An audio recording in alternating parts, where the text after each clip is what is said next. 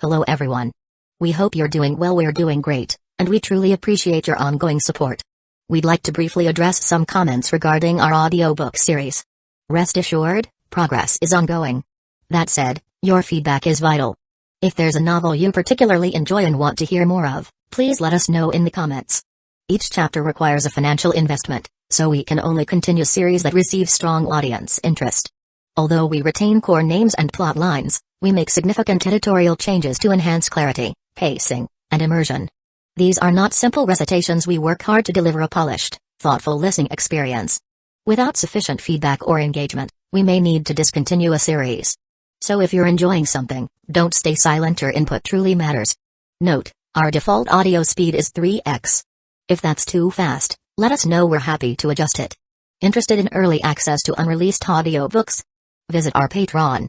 You'll get to experience new content before it reaches YouTube. Just to clarify, I'm a fan like you. I've purchased these novels and adapted them with care, while respecting all rights and guidelines.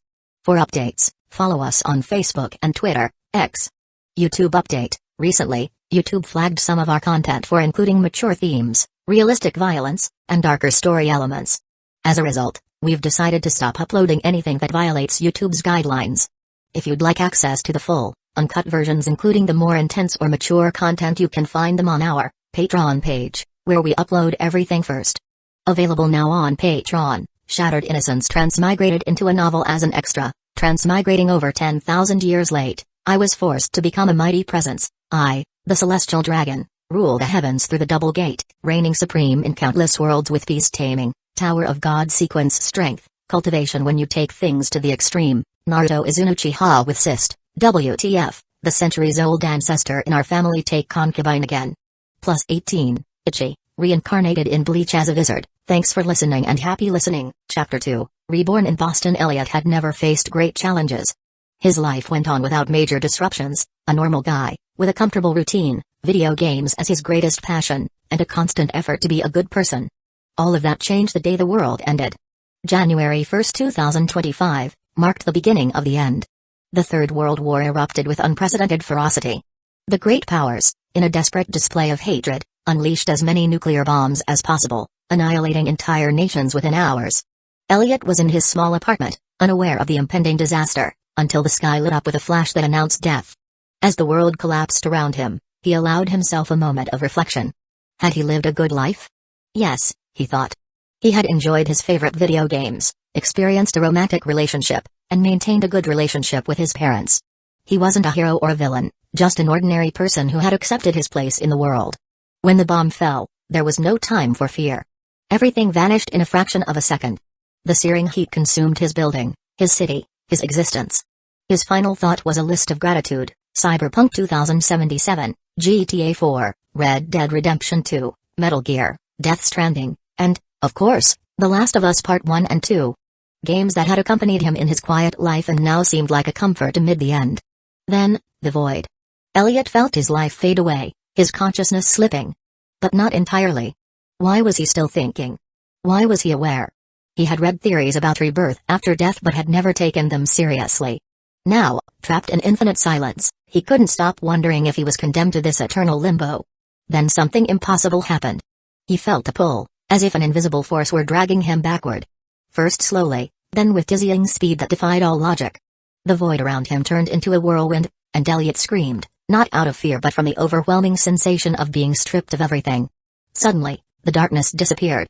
His mind, confused and exhausted, tried to process what was happening. And then, he opened his eyes. Elliot's eyes snapped open, gasping as if waking from a nightmare. His body was covered in a cold sweat, and his mind took a moment to adjust. Instinctively, he brought his hands to his face, feeling his cheeks and arms.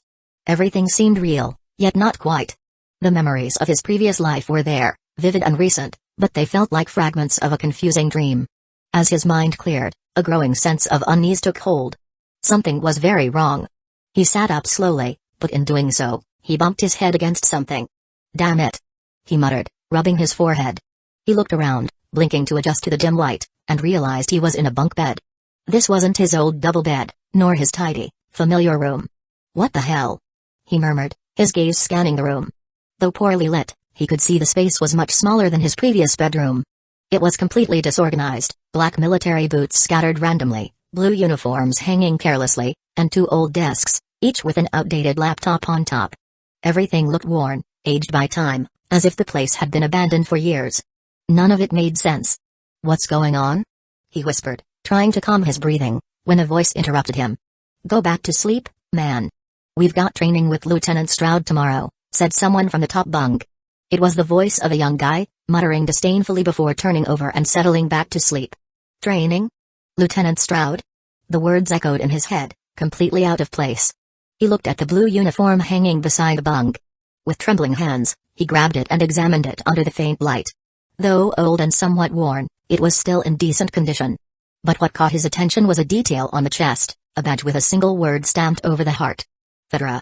The name was too familiar, sending a chill down his spine. "This can't be," he whispered, as he inspected the rest of the room. Every corner seemed to tell the same story: old, battered military gear, all bearing the same emblem, Fedra. As he rummaged through the mess, his gaze landed on a wall. A calendar hung there. When he read the date, his heart stopped for a moment. 2013. "This is impossible," he murmured, bringing his hands to his head. "No. This can't be real." His breathing quickened, and panic began to take hold. He had read fantasy stories where people were reborn in other worlds, but this was beyond any logic. He closed his eyes and tried to calm himself, but the pieces started to fit together in a terrifying way. Fedra, 2013, worn-out uniforms. Suddenly, a thought struck him like lightning. The Last of Us. Elliot sat back down on the bunk, still holding the uniform in his hands. "I'm in The Last of Us," he murmured, his voice trembling. The world he had admired as just a video game now surrounded him. And this world was not a place anyone would want to live. Elliot slowly walked to the only window in the room, the sound of rain tapping against the glass filling the air with a steady rhythm. The darkness outside seemed to absorb everything. When he pulled aside the tattered curtain, his eyes met a devastating sight.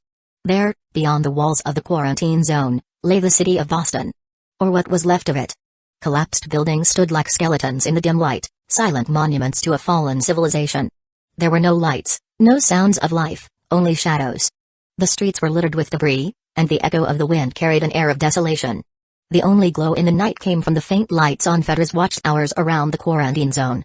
Elliot swallowed hard, feeling reality hit him with full force. This wasn't a bad dream. This was real. He stood still, staring, as fragments of memory began to flood his mind. They weren't memories of his past life, those remained intact. Instead, they were memories of this new life that, somehow, now belonged to him. He was Elliot. A young man born in Boston's quarantine zone. He remembered his childhood within the oppressive walls of a military regime, where every day was a struggle to survive.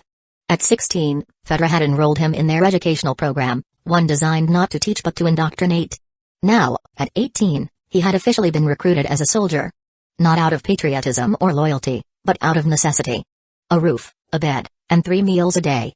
The memories came with disturbing clarity, the endless lines at communal dining halls, the mandatory cleaning shifts, and the constant watch of soldiers. Boston was one of the few quarantine zones Fedra still controlled entirely, and their control was absolute. Joining men surviving. Just 2 weeks ago, he had been officially assigned. His training had begun, basic weapons handling, patrol tactics, and absolute obedience. He remembered the instructor's shouts, the pain in his muscles after endless hours of drills, and the commanding voice of Lieutenant Stroud, who insisted that strength was the only way to survive. 2 weeks. Just 2 weeks, and he already felt the weight of the world crushing his shoulders. Elliot turned away from the window and collapsed onto the bunk, the creak of the old mattress accompanying his thoughts. "This is real," he murmured to himself. "I'm trapped in this world." His breathing quickened, and for a moment, he wished to return to the comfort of his old life, to the days of video games and peace. But that was no longer possible. Outside, the rain kept falling. From his bunk, he could hear the murmurs of his sleeping companions. "They have no idea who I really am, or that I shouldn't be here." He thought about what he would do next. Fedra wasn't known for compassion, and this world wasn't a place for the weak. Suddenly, a knock on the door pulled him from his thoughts. It was firm, authoritative. "Get up. Formation in 5 minutes," a voice called from the other side. Elliot jumped up, feeling a knot in his stomach. This was just the beginning. Chapter 3, New Life. Elliot stood in the rain, lined up with a group of recruits. The water soaked through his uniform, cold and relentless, as if it were trying to seep into his very bones. Around him, More than 30 young people stood at ease, their hands behind their backs and their faces hardened by exhaustion. Elliot observed them, noticing details that would have escaped him before. Some were trembling from the cold, others struggled to keep their eyes open. They weren't as many as he had expected. But none of that really mattered. Nothing seemed to matter. He was still grappling with the idea that all of this was real. He tried convincing himself it was a dream, an illusion created by his mind. But the cold biting into his skin and the rain falling on him like a constant punishment felt too real to ignore. This is my life now, he thought. And if this truly was his new reality, the big question remained, why? Why had he been reborn in a world like this? Why The Last of Us? Was it because it had been his favorite game? He couldn't find any logic in that, but neither could he come up with an answer that made sense. In the end, he stopped searching. It didn't matter. The only thing he knew for sure was that he was here, and he had to survive.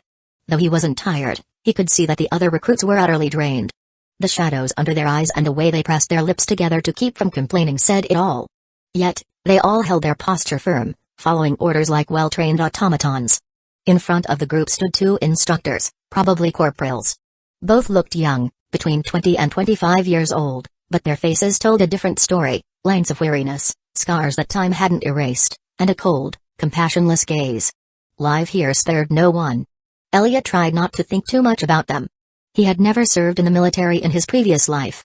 To him, it had always seemed like a waste of time. He had preferred dedicating himself to mechanics, a field that, in his old world, guaranteed money and stability.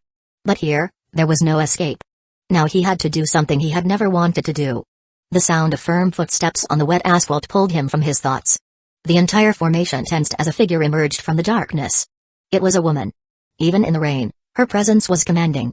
Her blue feather uniform was perfectly pressed and spotless, as if the drops didn't dare to stain it. A pistol hung at her thigh, secured with military precision. She wore the characteristic blue feather cap, and her short blonde hair framed a face that, despite its beauty, radiated authority and danger. Yes, she was beautiful, but she was terrifying. Elliot felt it immediately, like an invisible weight in the air. There was something in her posture, in her icy gaze and the way she walked, that made the silence feel even heavier. She was the kind of person who didn't need to raise her voice to be obeyed. On her chest, she wore a nameplate engraved with her surname, Stroud. When she reached the front of the recruits, her eyes scanned the formation as if she could see through them, as if her gaze could uncover every lie, every weakness. She stopped at the center and spoke, her voice firm as a gunshot. It's 4 in the morning. You've been here 2 weeks, long enough to learn that comfort doesn't exist. If any of you think the worst is behind you, let me correct you, we're just getting started. Stroud took a few steps forward, stopping right in the center of the formation, her words lashing out like a whip. Today, you'll learn to move in open terrain. We'll practice team maneuvers under simulated fire, focusing on protecting your comrades while covering an advance. Later, you'll have theoretical lessons on the infected and how to identify the signs of a nearby horde. I expect you to pay attention because if you don't, you might be the next casualty. The rain continued to fall, and the silence in the formation grew heavier with each word from the lieutenant. After that, we'll review urban combat strategies and tactics for repelling insurgent attacks.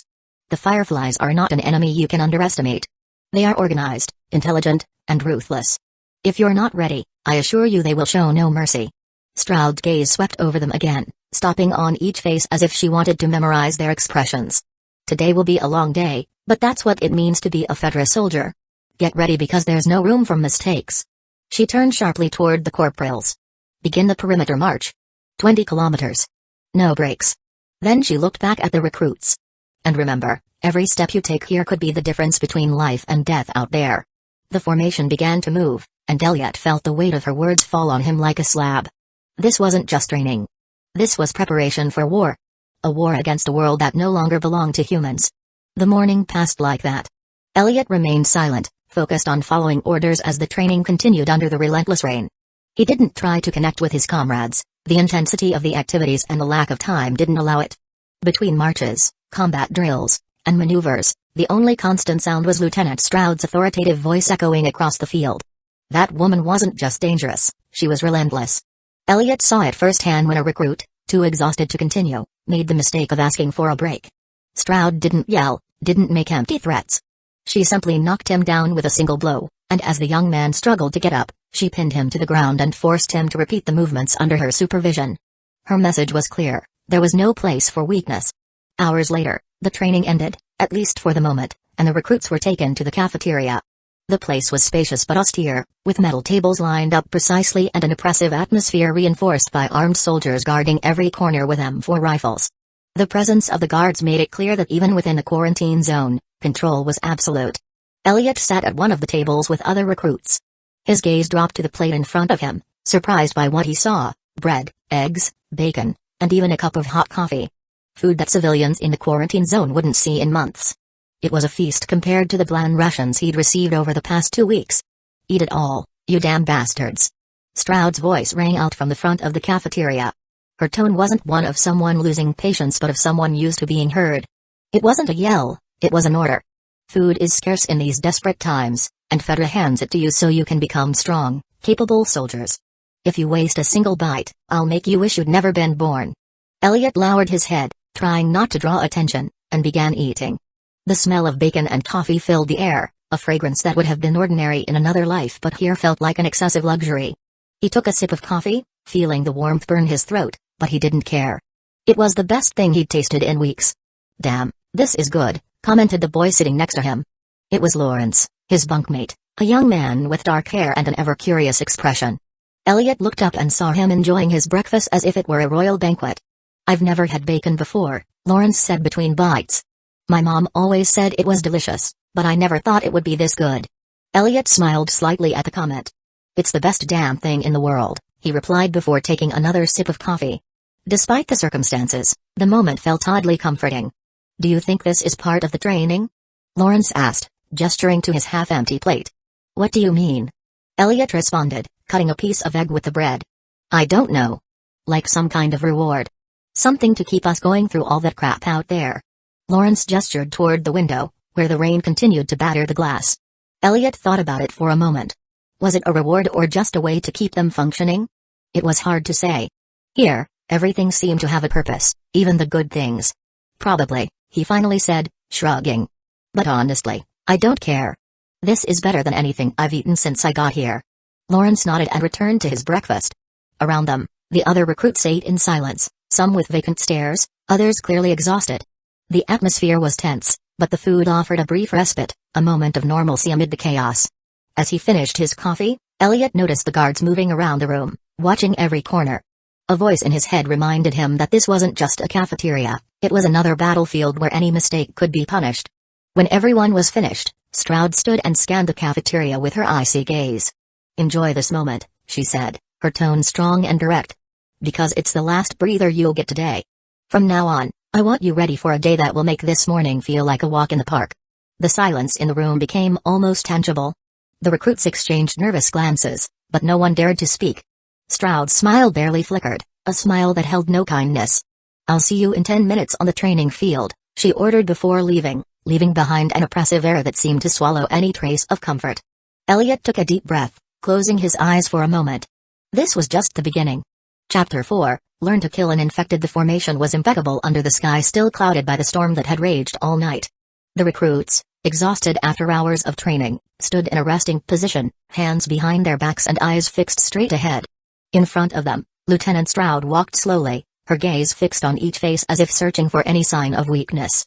The subject of the lesson was clear, and no one could ignore the gravity of the moment. "Today we're going to talk about the infected," she began, her voice sharp as a knife. "The most persistent and dangerous threat you'll face out there. No matter how many insurgents or fireflies try to tear down these walls, the infected are the true enemy. And if you don't learn how to confront them, you'll be dead before you can scream for help." She stopped in the center of the formation, crossing her arms behind her back. "Listen carefully. This isn't a fucking horror story. This is science. The culprit behind all of this is a fungus called cordyceps. In nature, it infects insects, takes over their bodies, and uses them to spread. But 20 years ago, it mutated. It jumped to humans. And ever since, we've been screwed." The rain began to fall softly, adding a somber air to the lesson. Stroud continued unfazed. "Cordyceps spreads primarily through 2 ways, direct bite and spores. If you're bitten on the arm or leg by an infected person, you have 12 to 24 hours before you lose control of your body. If you're bitten on the neck or face, 2 hours, if you're lucky. There's no cure, no treatment. If you're infected, the only thing left is to make sure you don't take anyone else with you." The tension in the formation was palpable. No one dared move. Now, listen carefully, she said, stopping in front of one of the recruits. Killing an infected isn't that hard if you know what you're doing. The fungus controls the brain, so the most effective way to kill them is to destroy it. One shot to the head. One clean hit. One knife stuck in the skull. If you miss, I assure you, you won't get a second chance. Stroud pointed to a makeshift whiteboard behind her, where drawings of the different variants of infected were displayed. Not all infected are the same. And if you underestimate them, you'll be dead before you know it. She walked over to the drawing of a runner, the most common type of infected. This is a runner. Newly infected, usually fast and agile. They're not very strong, but they move like they're desperate to kill you, because they are. They're the type you'll encounter most often. She then pointed to the stalker. Stalkers are a step up in infection. They move more stealthily, as if they're hunting you. You'll find them hiding, waiting for the right moment to strike. Keep your eyes open and don't trust the shadows. His hand moved to a drawing of a clicker, and his voice took on a more serious tone. The clicker. This is the nightmare of anyone who doesn't know what they're doing. The fungus has grown so much on their head that they've lost their sight, but their hearing is extremely keen. If they make a sound near one of these, they're dead. They're strong, dangerous, and not afraid to get close. If you see one, aim and shoot. If you're out of bullets, make sure your knife is ready.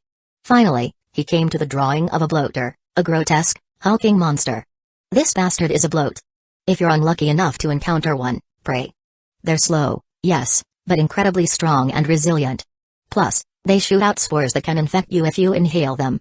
If you're near one, use everything you've got to kill it, and do it fast. Stroud stopped and looked at the group. Remember, every type of infected is lethal. Don't underestimate any of them. And if you think you can take one on alone, you better make sure you're ready to die. Because there are no second chances out there. She turned to the corporals accompanying her. Bring the targets. The recruits exchanged nervous glances as the soldiers dragged several tied-up infected forward, some runners and stalkers, locked in reinforced cages. Snarls and shrieks filled the air, causing some to instinctively back away. Today you will practice how to face them. We will teach you how to aim, how to attack with knives, and most importantly, how not to hesitate. If you falter in front of one of these, you will be dead. Elliot gulped as his hands clenched into fists. This was not a video game. This was real. The soldiers, under Lieutenant Stroud's orders, tied several infected to reinforced posts, placing them in a line some distance from the group of recruits. The infected struggled against the ropes, growling and snapping their teeth in rage, but they were well secured. It was a terrifying sight. Among the recruits, the murmurs grew louder. Some spoke in low voices, questioning Stroud's sanity. She's crazy, one muttered. This can't be part of normal training. Others remained silent, fear clearly reflected on their faces. Suddenly, a group of soldiers arrived pushing carts filled with rifles. The clanking of weapons and magazines clanking together filled the air. They were basic M4 rifles, M16A4S, and a few M16A3S. The recruits watched in awe and anxiety as the soldiers began to distribute them. Okay. Everybody grab a weapon, Stroud ordered, his firm voice cutting through the murmur. Without wasting any time, the recruits approached the cart, choosing a rifle and grabbing a magazine. Elliot followed suit, his hands shaking slightly as he picked up an M16A4. It was the first time he had held a real weapon, and the weight of the rifle in his hands made him aware of what he was about to do. Lieutenant Stroud grabbed an M4 from one of the carts, loading it with an efficiency that showed her experience. Then she walked to the front, her gaze scanning the group. Listen carefully, she began, holding the gun out in front of her. If any of you think handling a gun is second nature, let me correct you, it is not.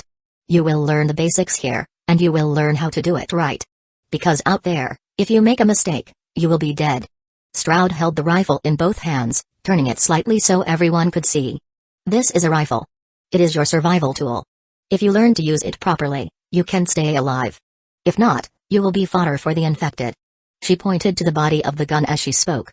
Basics, here's the safety. Before you fire, make sure you take it off. But don't do that until you're ready to use it. This is the magazine. To load it, just insert it and push until you hear the click.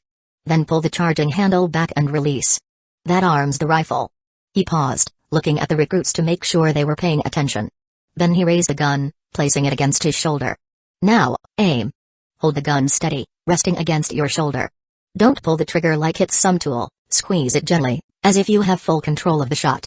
Don't fire more than necessary. One well-placed bullet is worth a whole wasted magazine. He turned to the infected tied to the posts. One of them, a runner, was writhing violently, grunting and straining at the ropes. Stroud pointed at him. This is their goal. And this is what happens when they know what they're doing. Without hesitation, he lined up his sights, adjusted his stance, and pulled the trigger. The shot rang out like thunder, and the infected's head exploded into pieces. The body collapsed immediately, without further movement. Stroud lowered the gun and turned to the recruits. This is how it's done. One shot. Clean, precise, final. Don't hesitate, don't waver. If you do, you're dead. Elliot gulped, feeling the weight of the rifle in his hands.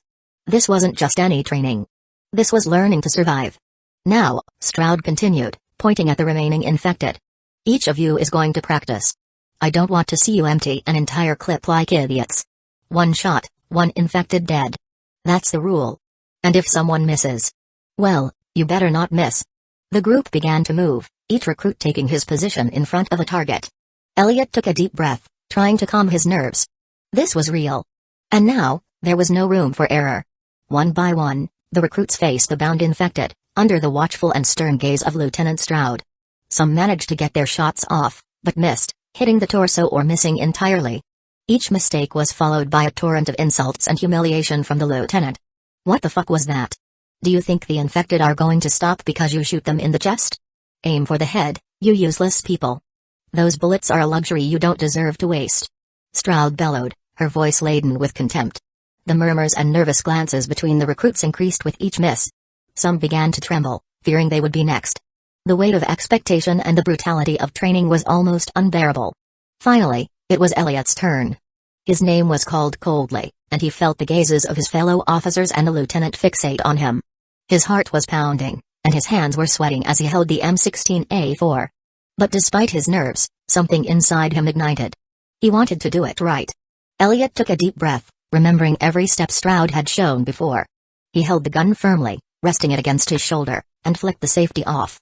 He carefully aligned the sights as the infected in front of him writhed, grunting and struggling against the ropes. This was not a video game. There would be no room for error here. He thought about the recoil, the drop of the bullet, and the impact of the shot. The mix of anguish and emotion filled him, but he focused on the target. Without further hesitation, he pulled the trigger. The shot echoed in the air, and the infected's head exploded into pieces. The body fell limp instantly. The surprised recruits began to murmur, some even congratulating him with words of support.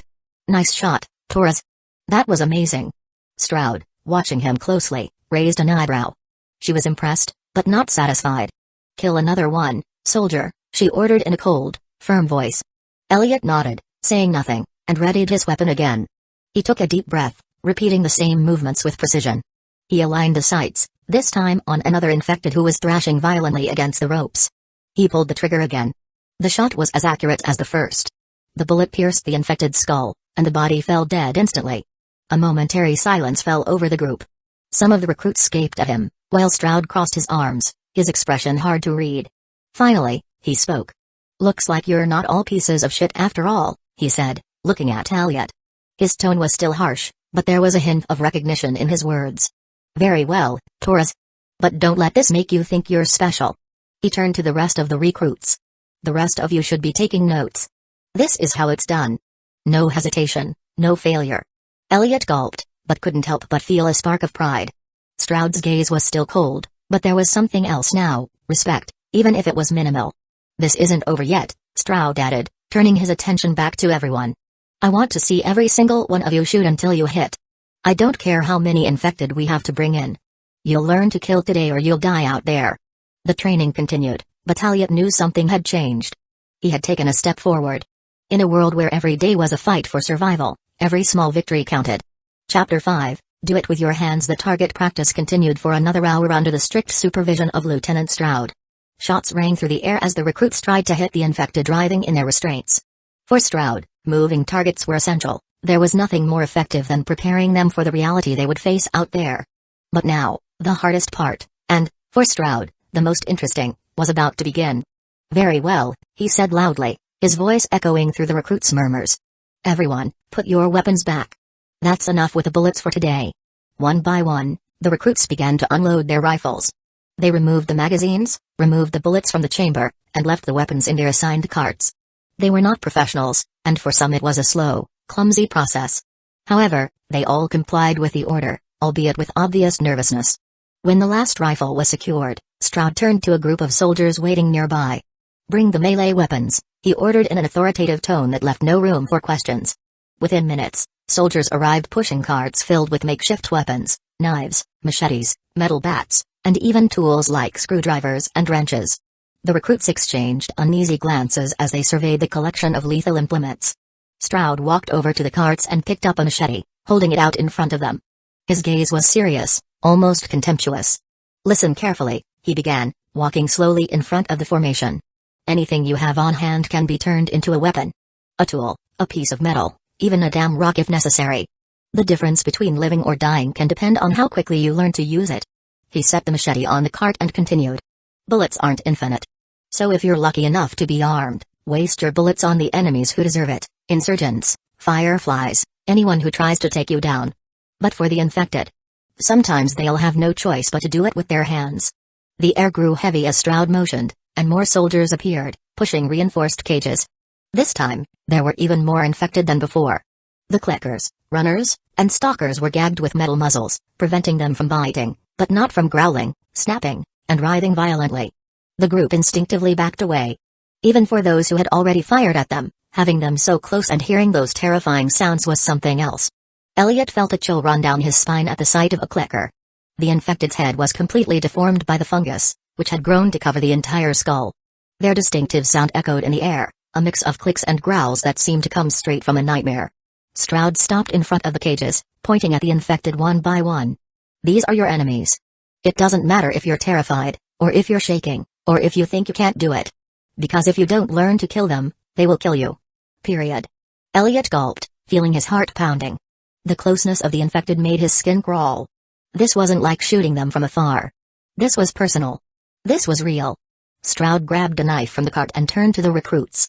"Today, you're going to learn how to kill an infected in hand-to-hand combat. Because out there, you won't always have a damn gun or rifle.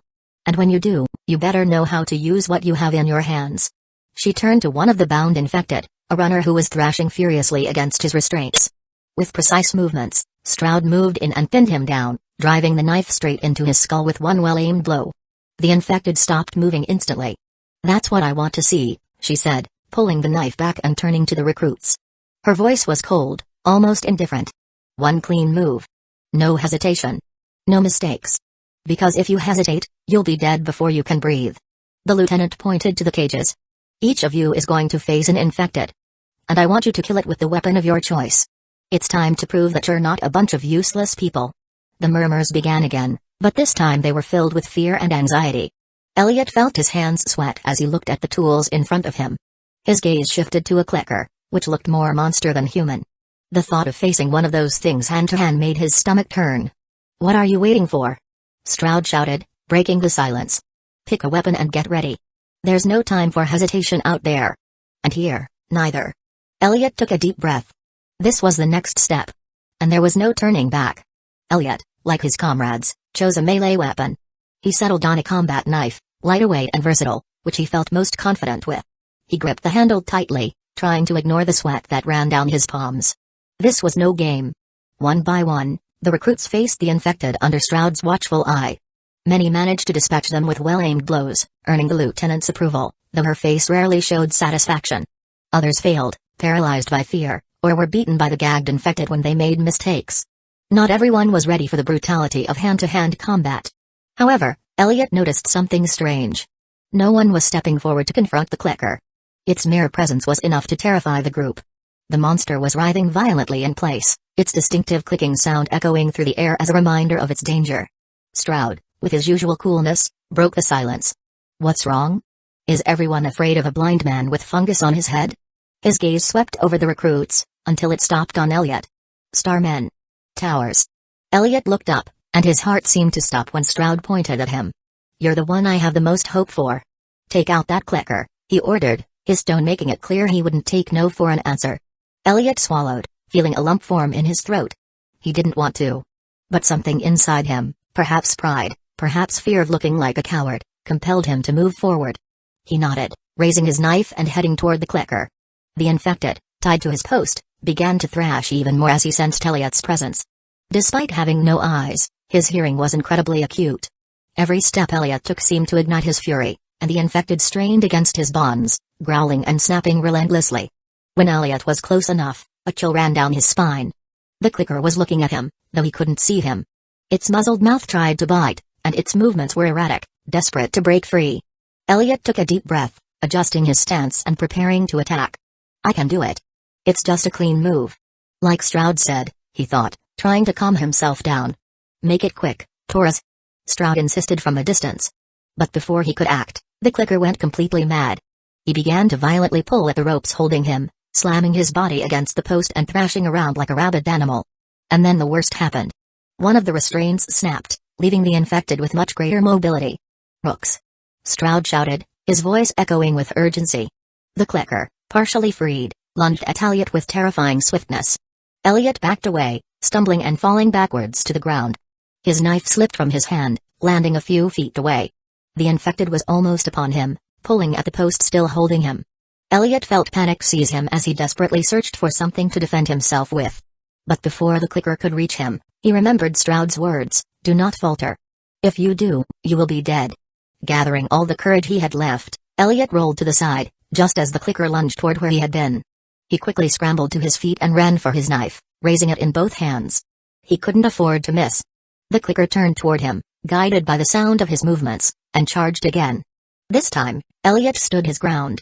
When the infected was close enough, he dodged its attack in one swift movement and lunged toward its side. With all the strength he could muster, he plunged the knife into the base of the clicker's skull. The infected thrashed violently for a moment, as if fighting death itself, and then collapsed to the ground, motionless. It was over. Elliot stood there, panting, knife still in hand. The world seemed to have gone silent, save for the sound of his breathing and the deafening pounding of his heart. From a distance, Stroud watched him with a mix of disbelief and respect. Finally, he spoke. Looks like you've got some brains in that head after all. Well done, Taurus. But don't let this go to your head. This was luck. Next time, make sure you don't put yourself in such a stupid position. The recruits stared at him in awe, some even muttering compliments under their breath. Elliot simply nodded, wiping the knife on his pants as he walked away from the clicker's corpse. He had survived. But he knew this wouldn't be the worst he would face. Chapter 6. 6 months later the days passed slowly, but time did not stop. Elliot, with no signs of returning to his old reality, accepted that life was over. He stopped clinging to hope and decided to focus completely on his new existence as a Fedra soldier.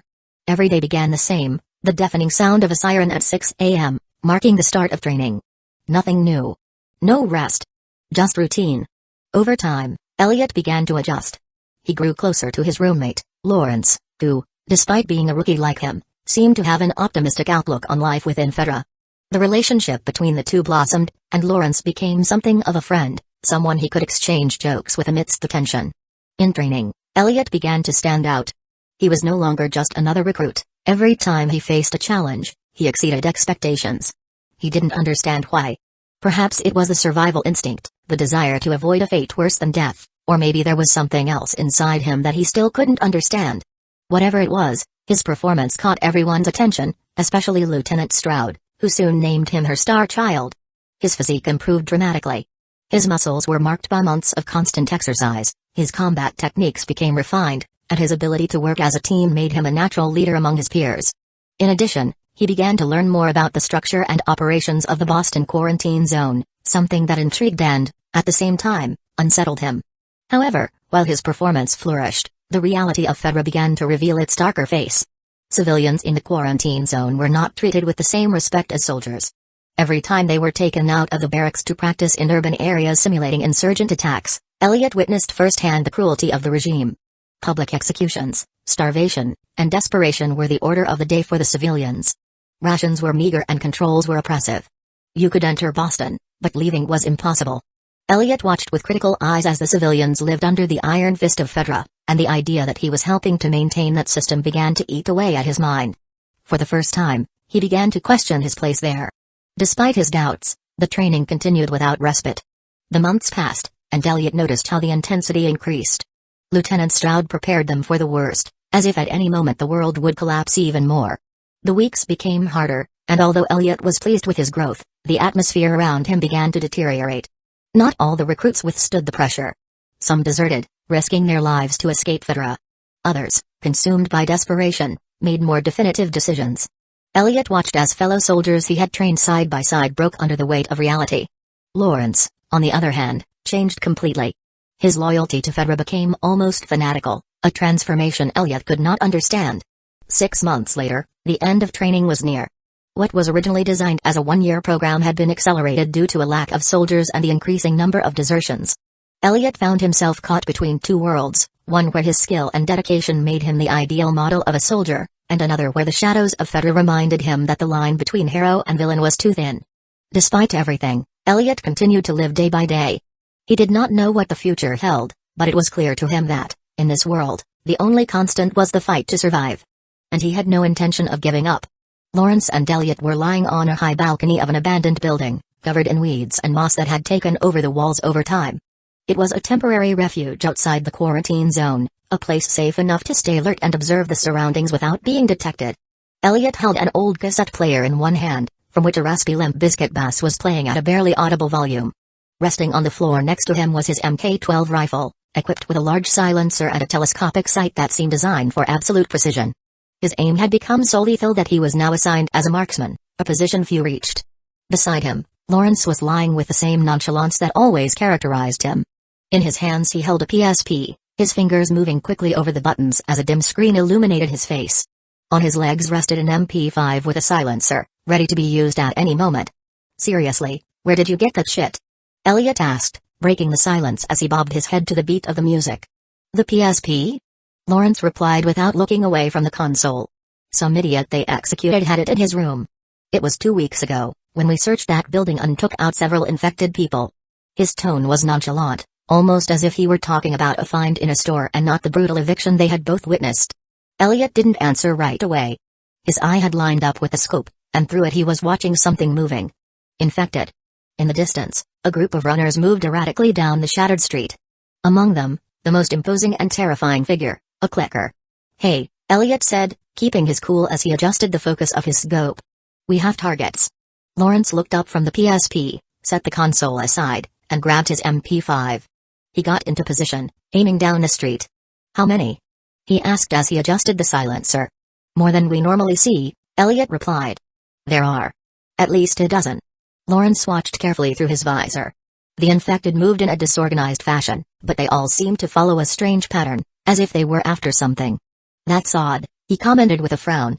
"Do you think they're following something?" Elliot asked, his tone tense but restrained. "More like someone," Lawrence replied, a chill running down his spine. Elliot adjusted the scope of his rifle and fixed his attention on the clicker. Its grotesque, fungus-deformed body made it stand out among the others. "Look at that clicker," he said quietly, following the infected's every erratic movement. Lawrence watched it for a few seconds and then nodded. "You know," he said calmly. "If you're ready, just do it." Elliot exhaled slowly, letting his breathing steady. His finger rested lightly on the trigger as he gauged the distance and movement of the target. The familiar mix of nerves and excitement washed over him. He knew that, in this world, a well-placed shot could make the difference between life and death. "Coming," he said in a whisper, his eye fixed on the scope, ready to pull the trigger. Elliot pulled the trigger, and the clicker fell instantly, his head shattered by a clean shot. He didn't miss a beat, he lined up the scope with another infected running nearby and fired again. Each shot was accurate, straight to the head. Most of the infected fell one after another, significantly thinning the group. Those left alive quickly disappeared, getting lost among the streets and abandoned buildings. "Nice shot, bro," Lawrence said, lowering his MP5 as he respectfully watched his partner's work. But before they could relax, they both heard something in the distance. Gunshots. They weren't close, but they were clear enough to indicate someone else was involved. They were coming from the same direction the infected had disappeared. "Wow," Elliot commented, lowering his rifle but keeping his gaze on the horizon. "We weren't wrong." Lawrence frowned as he adjusted his position. "I'll report to Lieutenant Stroud," he said as he began checking his radio for contact. "Sure," Elliot replied with a slight smile. "But I'll bet you my dessert ration that she'll want us to investigate."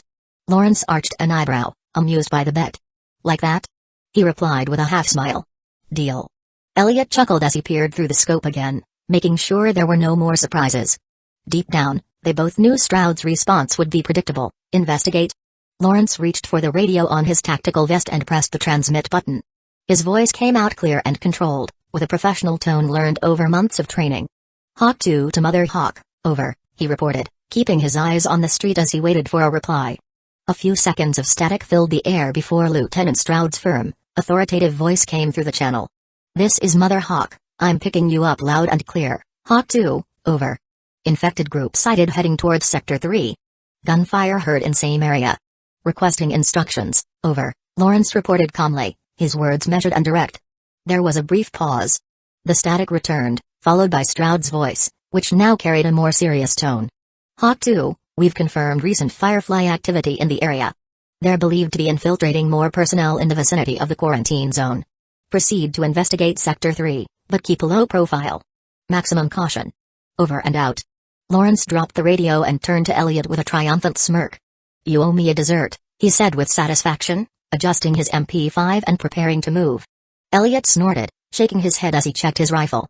Damn, I knew you'd say that, he replied with a half-smile, standing up from his position. Elliot slung his Mk-12 sniper rifle over his back, securing it carefully before quickly packing the rest of his gear into his backpack. Lawrence, following suit, did the same with his own gear. When everything was ready, Elliot walked over to the wall behind them and grabbed an MP5, identical to Lawrence's, equipped with a flashlight, silencer, and no optical sight. He quickly checked the gun, loading it with a sharp click before nodding determinedly. Okay, let's go, he said as the two entered the old apartment that gave access to the balcony. Instead of heading for the stairs, they walked to the other end of the apartment, where a broken window looked out onto a dark void. There hung a black rope, already prepared for the descent. Elliot, wasting no time, pulled out his rappelling gear and adjusted it with sure, precise movements. Lawrence, leaning against a wall, watched him with a smirk. Ladies first, he said jokingly, gesturing to the rope. Elliot let out a dry laugh as he finished securing his harness. Fuck you, he replied with a grin before launching himself down the rope, deftly descending the side of the building. Lawrence watched him for a moment, calmly adjusting his own equipment before following. They both knew that once they hit the ground, there would be no room for jokes. What awaited them below was a mystery, but also a very real danger. Chapter 7, Recognition. Elliot and Lawrence made their way quickly through the ruins of Boston, staying alert as they dodged debris, rusted cars, and the gaping craters left by bombings years ago. Every corner was a potential threat, every shadow a possible hiding place for death. The tension was palpable. It wasn't the first time Elliot had left the relative safety of the quarantine zone, but it was the first time he had gone this far, into what was once a residential neighborhood and was now nothing more than a no-man's land. His MP5 rested firmly in his hands, aimed at any angle that might conceal an enemy. In the distance, gunfire rang out with increasing frequency, intensifying with each step. Mother Hawk, this is Hawk 2, Elliot said quietly over the radio, keeping his tone professional. We're approaching point of contact. We're hearing sustained fire, multiple weapons involved. Possible clashes between hostile groups. Over. Lawrence walked right behind him, his MP5 also at the ready. They both turned a corner, where a main street was blocked by a pile of rubble and overturned cars, silent witnesses to a past chaos. The alley they chose as a detour was shadowed, its walls covered in moss and graffiti worn by time. It was cold, and the air smelled of damp and rust. A metal gate blocked the exit from the alley to another side street. It's closed, Lawrence muttered, moving closer. Wasting no time, he lifted his leg and delivered a firm kick against the gate. The metal gave way with a loud creak, falling to the side with a crash that seemed to echo too loudly in the oppressive silence. Elliot quickly spun, covering his flank and watching for any reaction to the noise, as Lawrence advanced through the opening. Mother Hawk, this is Hawk 2, Elliot continued, not lowering his weapon. Entering Sector 3 via side alley. Situation appears to be escalating. Automatic weapons fire detected in proximity. Requesting update on reinforcement units. Over. Static filled the line for a moment before Lieutenant Stroud's calm, authoritative voice came through. Roger that, Hawk 2. We have confirmed additional reports of insurgent activity in the area. Secondary patrols are in motion, but you have priority in reaching the objective. Proceed with extreme caution. Maintain constant communication. Over and out. Elliot adjusted his rifle strap and turned to Lawrence, who was already scanning the news street. We're the first ones here, he muttered, more to himself than to his partner. Lawrence glanced at him as he took a couple of steps forward, taking up position behind a downed lamppost. And when aren't we? They use us as advance guards like we're disposable, he said with a hint of irony, but still keeping his focus on the task at hand. Elliot didn't respond. Instead, he took up position next to a half-collapsed wall and opened the communication line again. Mother Hawk, this is Hawk 2. Understood. We'll proceed with recon. We'll keep a low profile. Over and out. The response was a brief crackle of static. Elliot nodded to Lawrence, and the two of them moved in formation, advancing in sync toward the ever-closer sound of conflict. As they moved through the desolate streets, Elliot broke the silence with a casual, yet pointed comment. "I thought you were loyal to Fedra," he said, not taking his eyes off the surroundings. Lawrence, behind him, snorted in an almost sarcastic tone. "Of course I am," he replied, but there was a note of irritation in his voice. "It just sucks that they always send us first." Elliot smiled slightly, knowing that, despite his words, Lawrence enjoyed the action.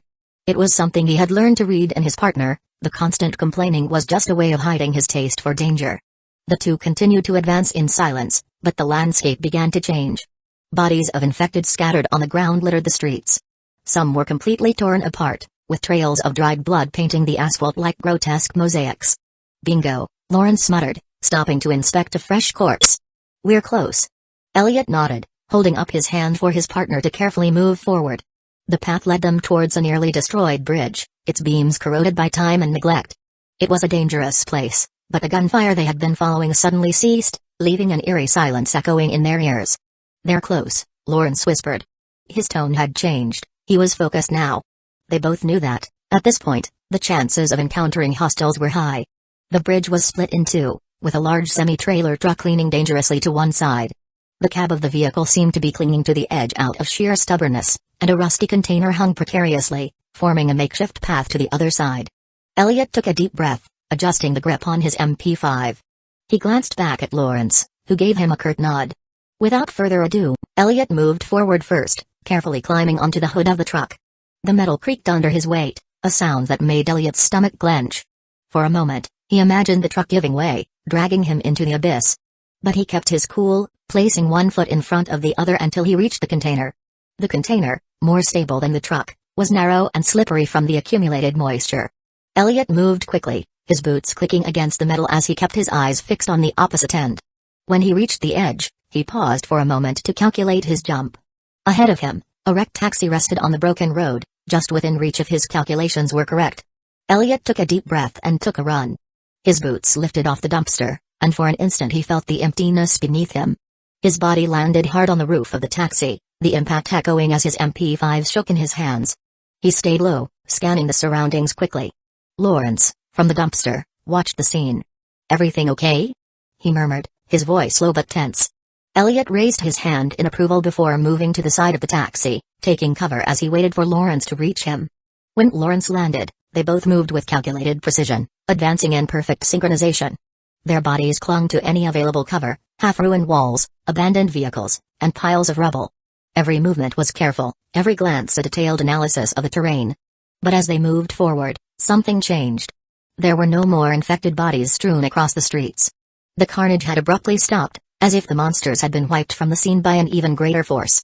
Elliot was the first to reach the corner of the main street, his MP5 pointed forward. When his gaze fell upon the sight before him, his stomach turned. The nearest corpse was a macabre sight. A man lay face up, two precise holes in his forehead, his eyes open in a grimace of frozen horror. His right arm was completely shattered, as if it had been torn off, bones jutted out from the torn flesh, while tendons and muscles hung like grotesque pieces of rope soaked in blood. "Fuck," Lawrence muttered as he stood beside him, watching the scene with a mix of horror and fascination. Elliot moved his gaze past the body, and what he saw made his finger tighten on the trigger.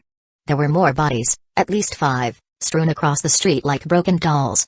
One of them, a woman, had the lower part of her face completely shattered. Her teeth and jaw were strewn on the sidewalk next to a pool of already blackened blood. A gun rested within reach of her hand, but her arm was bent at an impossible angle. Another body was collapsed against the wall of a building. Its torso was open, as if something had brutally torn it apart. Ribs jutted out of its chest like broken blades, and the ground beneath it was soaked in blood, viscera, and bits of tissue. Her face had a vacant expression, her eyes fixed on the sky. "This wasn't just infected," Elliot said quietly, his gaze locked on the mess in front of them. "No," Lawrence agreed, pointing toward a corpse further back. "Look at that." Elliot followed the direction Lawrence indicated and saw another body, a man with his neck twisted grotesquely, his head facing backward at an angle no human could stand. His clothes were shredded, and the vest he wore over him showed bullet holes. But what was most disturbing were the marks. On several bodies there were deep cuts, but not clean like a knife, they were jagged, as if they had been made with a crude tool or bare hands. Lawrence walked over to the nearest corpse, inspecting the wounds. This is a mix of everything. Shots, slashes, and these marks. His voice shook slightly as he pointed to the tears. It looks like he was bitten, but not by infected. This is different. Elliot gritted his teeth, raising the MP5 as he continued to scan the street. Whatever it is, it's not over here. The street was strewn with bullet casings, blood, and remnants of equipment. An open backpack revealed scattered supplies, bloody bandages, a couple of water bottles, and a torn map. This was an ambush, Elliot muttered. Fireflies, maybe. Or worse. Lawrence, still crouched over the corpse, picked up an empty shotgun shell and held it out to Elliot. Whoever it was, they were well armed. The sound of breaking glass put them on alert. They both scrambled to their feet, taking cover behind an overturned car, their guns trained on the source of the noise. The street fell eerily quiet again, but the feeling of being watched was undeniable. There was something or someone still there, waiting in the shadows. I don't like this, Lawrence muttered, his tone more serious than ever. Elliot and Lawrence moved cautiously among the corpses, their eyes sweeping every inch of the ground as their weapons stood ready. The shadows around them seemed thicker, as if the scene was charged with a tangible evil. Elliot leaned over one body, his nose wrinkled beneath the mask he wore. Though he was wearing gloves, the sensation of touching the cold, stiff flesh made his stomach turn. He was grateful for the insulation the cloth gave him. Without it, he would have vomited on the spot. The first thing he looked for was something that might identify the victims. His fingers ran along the body's neck, searching for a dog tag or any indication that they were fireflies. But the body, a stocky man with half his face blown away, was carrying nothing useful. You got anything? Lawrence asked from a few steps away, his voice echoing on the deserted street as he examined another corpse. Nothing, Elliot replied, frustration in his tone. No tags, no markings. They could be anyone. Hey, look at this, Lawrence said, picking something up from the ground and tossing it toward Elliot. Elliot caught the small object and examined it in the dim light. It was a worn booklet, with bent corners and stains of dried blood.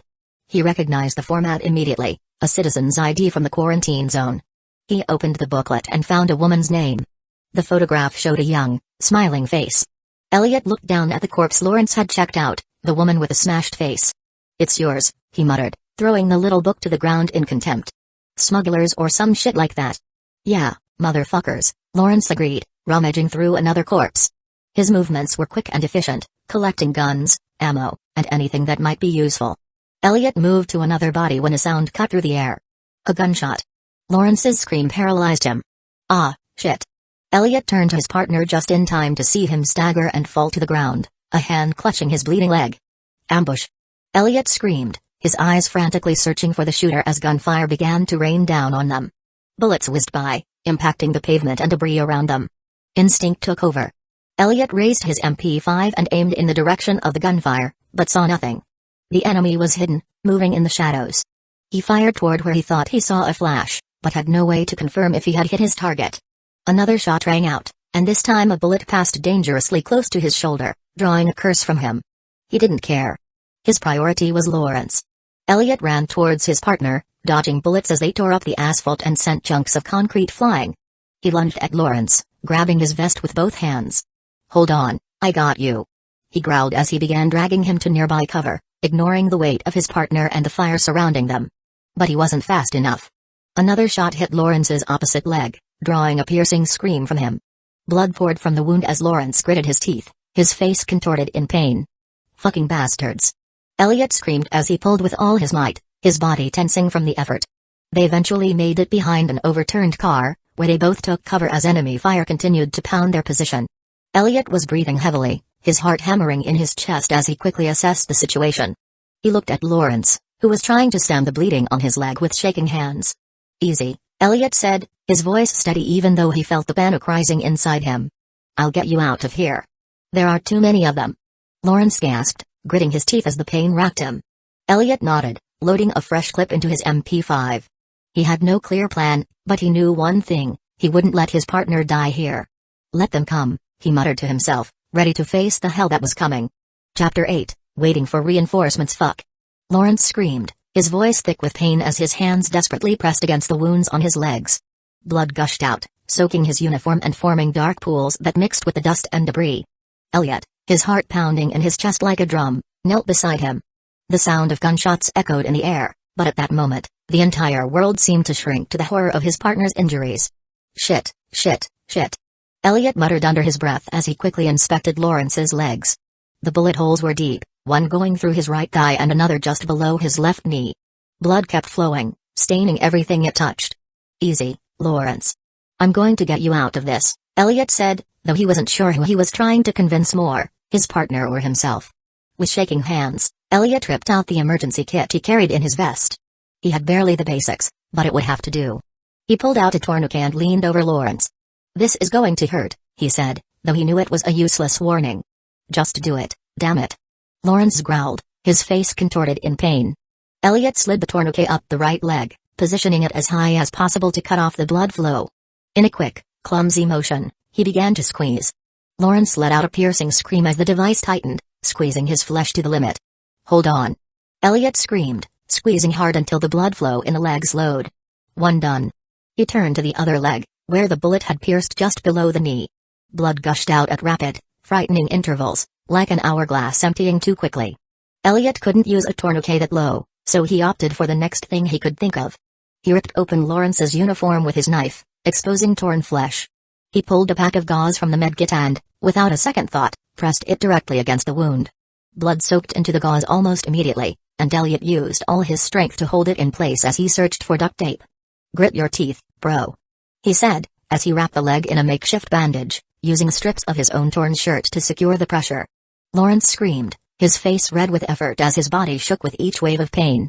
The smell of blood and flesh filled the air, and Elliot felt his stomach turn. But he didn't have time for that. You gotta hold on, Lawrence. Elliot shouted, as he finished securing the leg and gave his work a quick once-over. The bandages were dirty, poorly placed, and soaked with blood, but at least they were holding back some of the flow. The sound of approaching footsteps brought him out of his thoughts. Elliot raised his MP5 and scanned the area, but saw no one. The gunfire had stopped, making him even more nervous. How are you doing? Elliot asked, turning his attention back to Lawrence. Lawrence could barely open his eyes.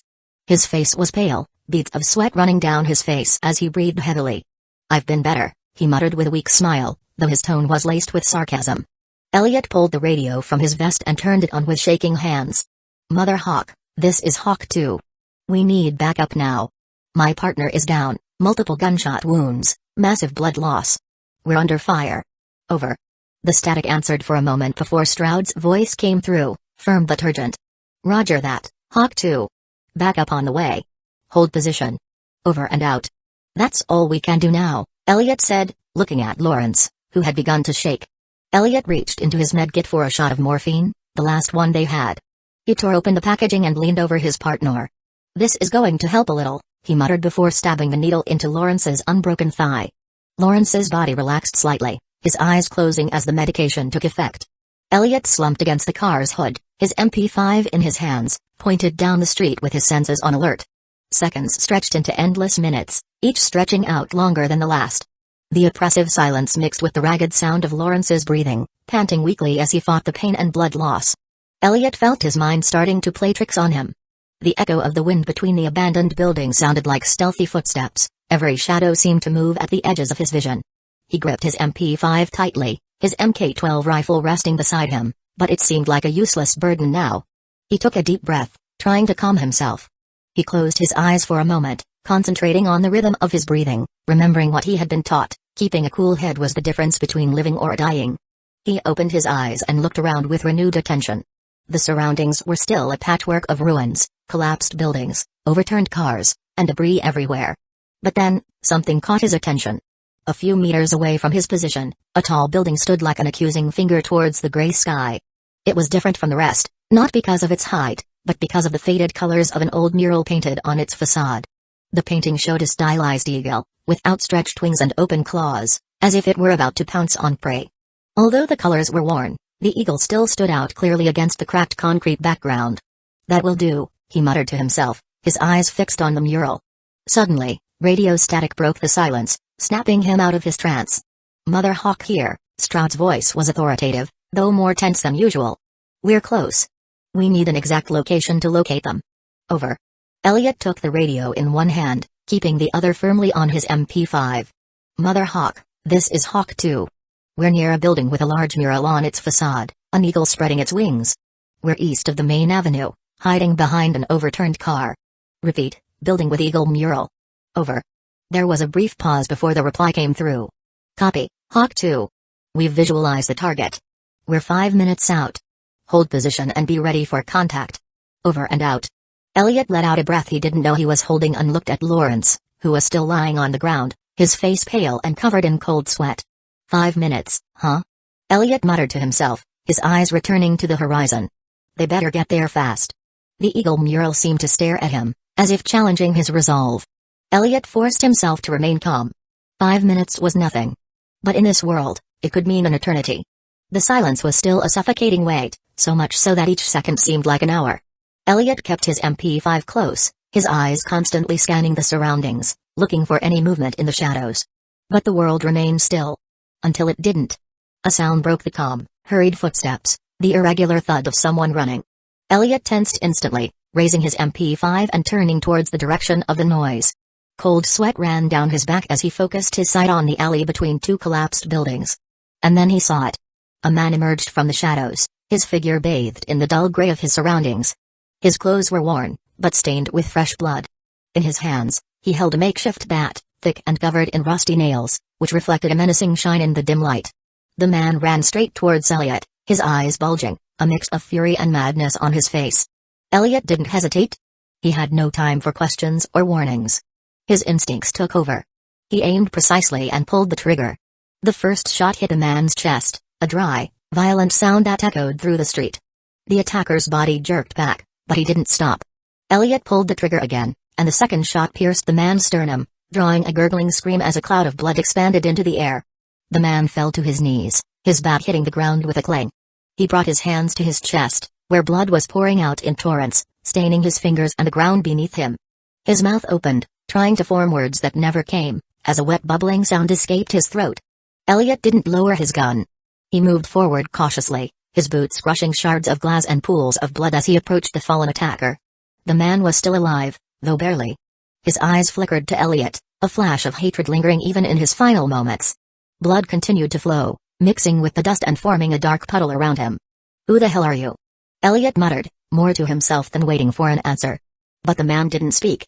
Instead, his shaking hands reached for something in his pocket, and Elliot reacted instantly. He aimed directly at his head and fired without hesitation. The skull exploded like a rotten fruit, fragments of bone and gray matter splattering the nearby wall. The attacker's body collapsed to the ground, finally motionless. Elliot took a deep breath, trying to calm the trembling in his hands. "Shit," he muttered, taking a step back and wiping the blood from his face with a sleeve. He returned to Lawrence, who had been watching everything with narrowed eyes. "What the hell was that?" Lawrence gasped, his voice weak with pain. "Some idiot with a bat," Elliot replied, his voice heavy with tension. "I don't know if he was alone. Or if there are more like him out there." The echo of the gunshots still rang out as Lawrence opened his mouth to say something, but it fell short. New sounds broke the silence, footsteps, and not just one or two. It was a chaotic, hurried chorus, echoing from all directions. "Shit," Elliot muttered, gritting his teeth as he raised his MP5 and scanned the area. "Hold your MP5, he told Lawrence, not looking away from the horizon. Lawrence, still numb from morphine and pain, nodded slowly. With shaking hands, he raised the gun and rested it against his shoulder, though he could barely hold it. The footsteps came closer, louder and louder, closer and closer. Elliot spun on his heels, trying to identify the source. But it was no use, they were surrounded. And then, like a wave, the attackers emerged. 4 figures emerged from the shadows at once, screaming in fury. They were armed in makeshift fashion, bats, metal pipes, rusty knives, but all charged with terrifying violence. Elliot reacted on pure instinct, aiming at the nearest attacker, a large man with a lead pipe. He pulled the trigger and a short burst of ammunition erupted from his MP5, hitting the man in the chest and sending him sprawling backward with a gasp. But he had no time for more. Another attacker, a woman with her face covered by a scarf, was already upon him, brandishing a machete with a jagged edge. Elliot raised his gun to block the blow, steel clashing against the metal of the barrel. The impact was brutal. The machete nearly ripped the MP5 from his hands, but Elliot swung the gun around and slammed the butt of the weapon into the woman's face. He heard the crunch of bone as her nose broke, and she recoiled screaming as blood poured from her face. A third, more agile attacker surprised him from the side. A knife ripped through the side of his tactical jacket, and Elliot felt an intense burning pain as the air was forced from his lungs. "Ah, shit!" he gasped, spinning around quickly and firing a burst at point-blank range. Bullets ripped through the attacker, causing his body to jerk violently before he collapsed to the ground in a pool of blood. Another blow hit him from behind. Elliot felt the stinging pain in his shoulder as a bat struck him hard, nearly knocking him off his feet. He screamed in pain, spinning around to see a thin man with wild eyes raising the bat for another blow. Elliot dropped the MP5, now useless at close range, and lunged forward, colliding with the attacker. They both fell to the ground in a tangle of arms and legs, fighting wildly. The man was trying to raise the bat again, but Elliot managed to pull his combat knife from the sheath on his vest. With a grunt, Elliot stabbed the knife into the man's side, once, twice, 3 times, feeling the blade pierce flesh and muscle. The attacker let out an animalistic shriek before collapsing on top of Elliot, limp. Shoving the body aside, Elliot staggered to his feet, breathing heavily as he felt the heat of his own blood soaking into his side. He looked over at Lawrence, who was firing clumsily from his position on the ground. An attacker was falling at his feet, his chest pierced by bullets. Elliot barely had time to get up when the last attacker, the woman with the machete, returned. Her face was bloodied, but her eyes shone with a mix of rage and madness. With a scream, she charged at Elliot. Elliot raised the knife just in time, deflecting the machete in a desperate movement. The blade grazed his arm, leaving a shallow but painful cut. He counterattacked, stabbing his knife into the woman's abdomen. She gasped, her eyes widening as blood poured from the wound. But, in a last-ditch effort, she raised the machete and plunged it into Elliot's shoulder before collapsing. Elliot screamed in pain, falling to his knees as he tried to rip the blade from his flesh. The pain was excruciating, his vision blurring, but he knew he couldn't stop. "Lawrence!" she screamed, turning to his partner. Lawrence, still lying on the ground, aimed at the staggering attacker behind Elliot, raising an iron bar. With one precise shot, he blew his head off, the body falling with a thud. Elliot took a deep breath, gritting his teeth as he pulled the machete from his shoulder with a grunt. His body shook, covered in his own and other people's blood, but silence eventually returned. He staggered toward Lawrence and dropped down beside him, both of them gasping, wounded but alive. "Are you still with me?" Elliot asked, barely able to stay conscious. "Yes," Lawrence muttered, his voice barely a whisper. "And you?" "For now," Elliot replied, looking at the chaos around him. "For now." The roar of engines filled the air, growing louder with each second, accompanied by the unmistakable sound of gunfire and the rumble of a turret in action. Elliot, half conscious, raised his head with difficulty, his body aching and bathed in blood. From the distance, Federal Humvees emerged like armored beasts, their headlights piercing the shadows of the ruins. They braked sharply a few meters from their position, raising a cloud of dust and debris. The doors swung open, and a group of soldiers descended with military efficiency, taking up positions to secure the area. Gunshots rang out again, closer this time. The Federal soldiers moved quickly, fanning out to form a defensive perimeter. One manned the turret mounted on the lead Humvee, firing deafening bursts at the would-be attackers hidden in the ruins. Elliot watched the scene through a haze of pain and exhaustion. He could barely sit up, his shoulder and side burning with an intensity that made him grunt through his teeth. Beside him, Lawrence was breathing hard, his wounds precariously bandaged but still bleeding. The sound of approaching boots marked the arrival of someone else. The imposing figure of Lieutenant Stroud emerged from the soldiers. Her uniform was immaculate, as if the battle hadn't touched her, but her face was a mask of sternness. "What the hell happened here?" she demanded, her voice sharp as her eyes scanned the 2 wounded men. Before Elliot could respond, the medics who had arrived behind her sprang into action.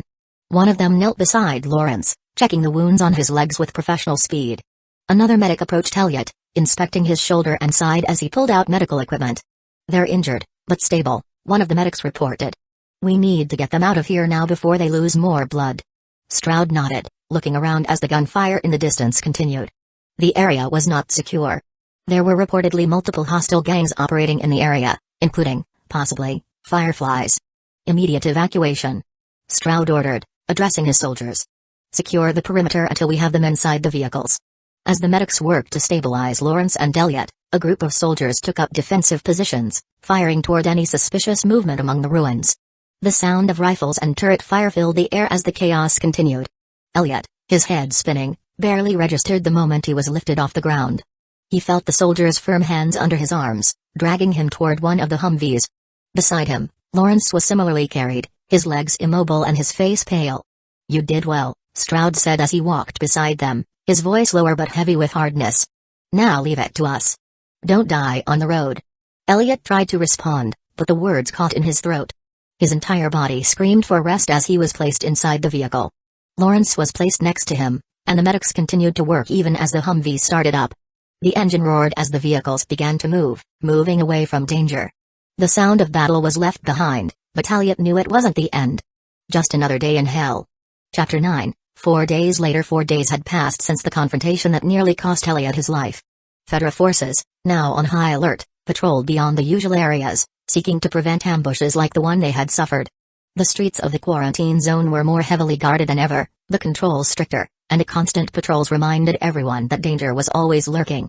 For Elliot, the situation had brought an unexpected consequence. He had become something of a hero among the ranks of Fedra. Stories of how he had protected Lawrence, faced several attackers, and survived his wounds circulated like wildfire in the barracks. Some saw him as a role model, the perfect example of what a soldier should be. Others simply envied him in silence. With recognition came small privileges.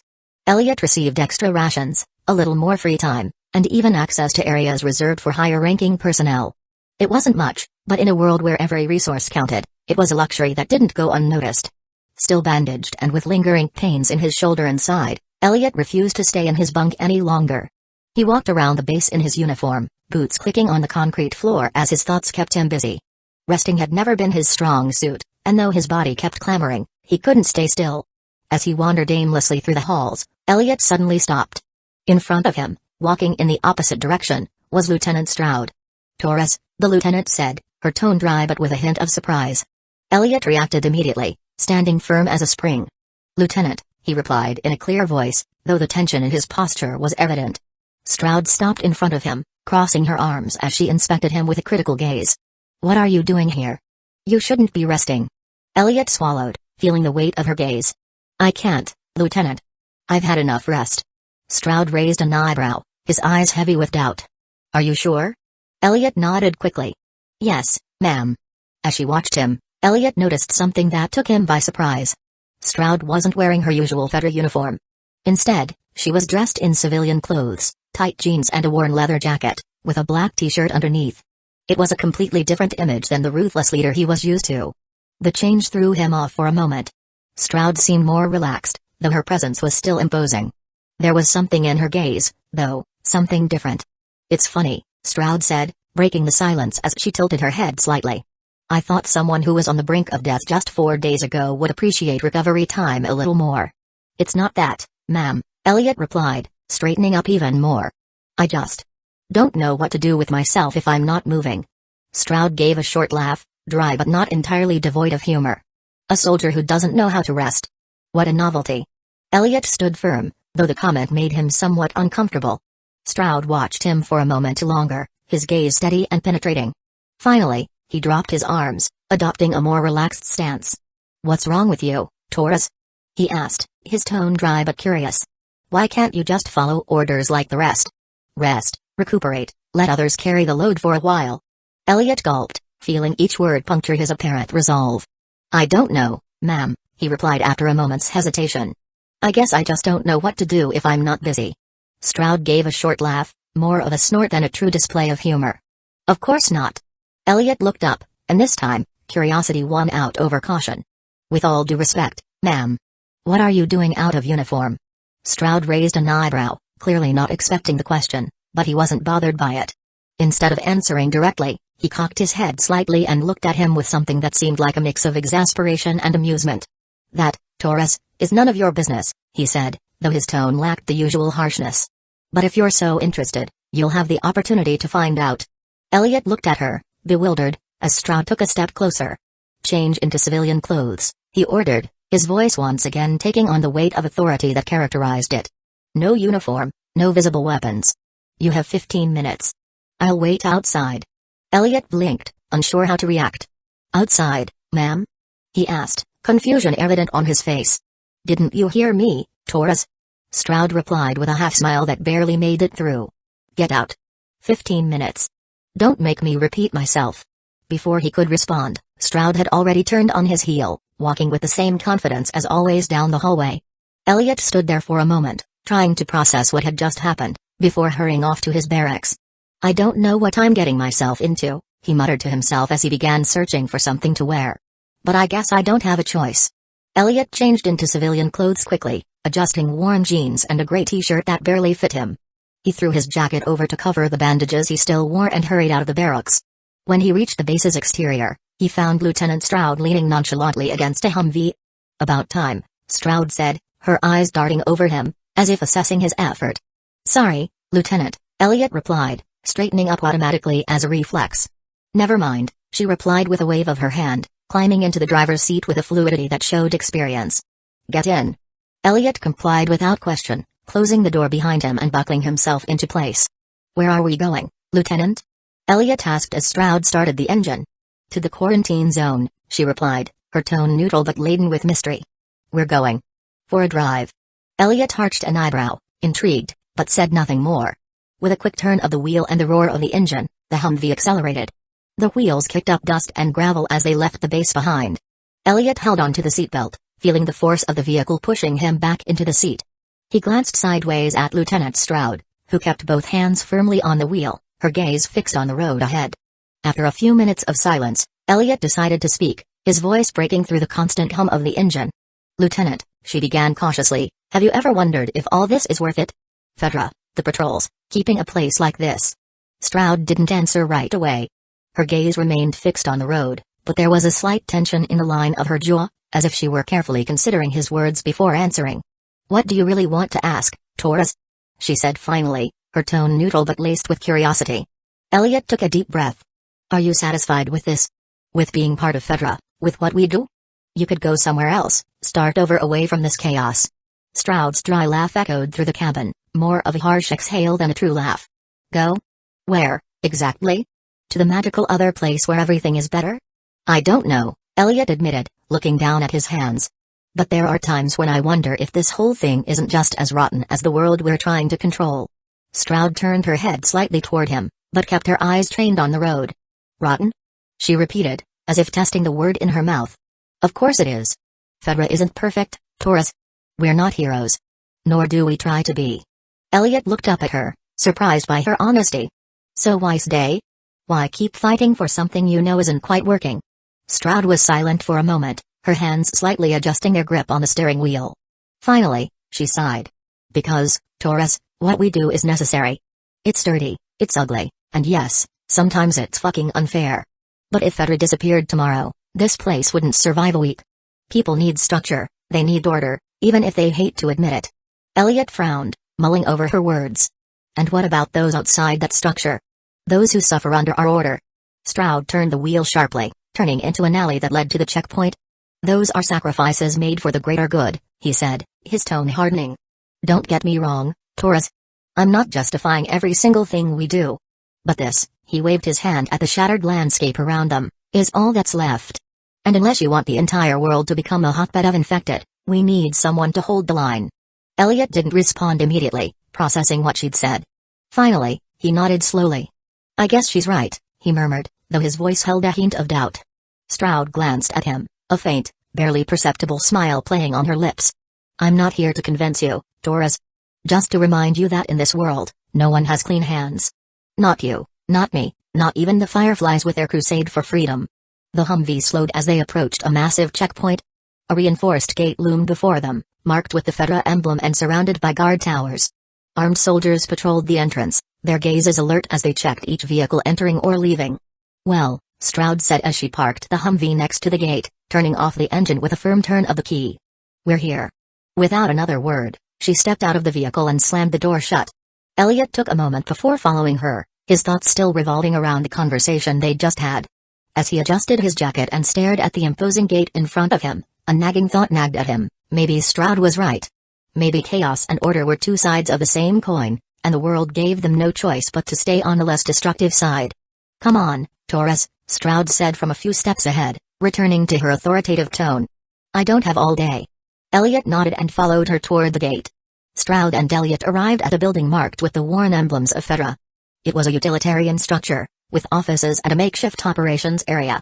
Trucks and Humvees were parked in disorderly rows, and groups of soldiers chatted nearby, some cleaning their weapons, others just killing time. Stroud walked toward the main entrance with a determined stride, and Elliot followed her silently. Through the doors, they found themselves in a spacious operating room. The place was a mix of outdated technology and improvised resources. Old computers from 2013 flickered intermittently, detailed maps covered the walls, and several radios hummed constantly as operators tried to coordinate patrols. In the center of the room, a middle-aged man in a fedora beret and impeccably pressed uniform stood with his arms crossed, monitoring the movement around him. Spotting Stroud, he raised an eyebrow and smiled slightly. "Stroud," he said in a deep voice, extending a hand toward her. "I haven't seen you in several weeks." Stroud shook her hand firmly. "You know, always busy." "As usual," the man replied, letting out a short laugh. "So, business as usual?"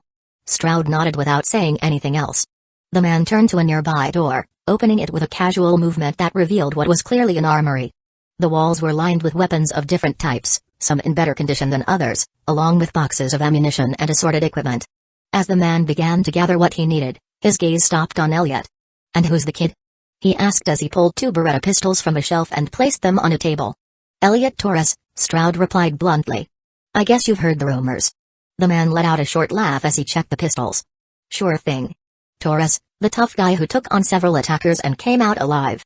I thought he'd be more older." Elliot shook his head, cracking a smile. "That hurts." "Sir." The man gave him a mocking look as he loaded the pistols with meticulous precision. "Good, kid. I expect you'll take good care of Stroud if anything goes wrong." Elliot arched an eyebrow, his eyes alternating between the man and the lieutenant. "Something wrong?" "I don't even know what's going on, sir." The man paused in his work for a moment, glancing sideways at Stroud before looking back at Elliot. "You still haven't told him?" Stroud sighed, shaking his head slightly as he picked up one of the pistols and tucked it into the back of his pants. "We're going to find an informant, Torres. Nothing complicated." Elliot frowned, clearly skeptical. "Great," he muttered, though doubts still lingered on his face. The man laughed again, more sincerely this time. "Always this enthusiastic, huh, Torres?" he said as he pulled a backpack off the shelf and placed it on a table, next to several food ration vouchers. Stroud took the backpack, briefly checking its contents before tossing it to Elliot. "Come on," he said, adjusting it over one shoulder. "We've got work to do." Chapter 10, The Informant. Elliot and Lieutenant Stroud made their way through the dilapidated streets of the quarantine zone. With every step, the chaos of the place seemed to grow. Civilians with faces hardened by hunger and desperation moved among the rubble and makeshift barricades, watching them with calculating eyes. Some begged, others simply followed them with a fixed gaze, like predators waiting for an opportunity. Stroud seemed immune to everything. He walked with his back straight and his gaze forward, projecting a presence that repelled any attempt to approach him. When someone dared to cross his path, a quick gesture of his hand or a stern look was enough to make them back off. Elliot, on the other hand, tried to keep up. He had been in the quarantine zone before, but always as part of raids or patrols. Never as someone mixed in with the civilians. He felt the stares on him, the weight of distrust and hatred from those whom Feta ruled with an iron fist. "This way," Stroud muttered, turning into a narrow alley that reeked of urine and garbage. Elliot followed, adjusting his backpack on his shoulder as his boots crunched through puddles and debris. The alley led them to another street even worse than the last. The misery here was palpable, people covered in rags huddled along the walls, while malnourished children played with pieces of rusted metal. "Don't stare too much. Don't draw attention to yourself, kid," Stroud said quietly but firmly, his tone heavy with warning. "These motherfuckers would do anything for a little food."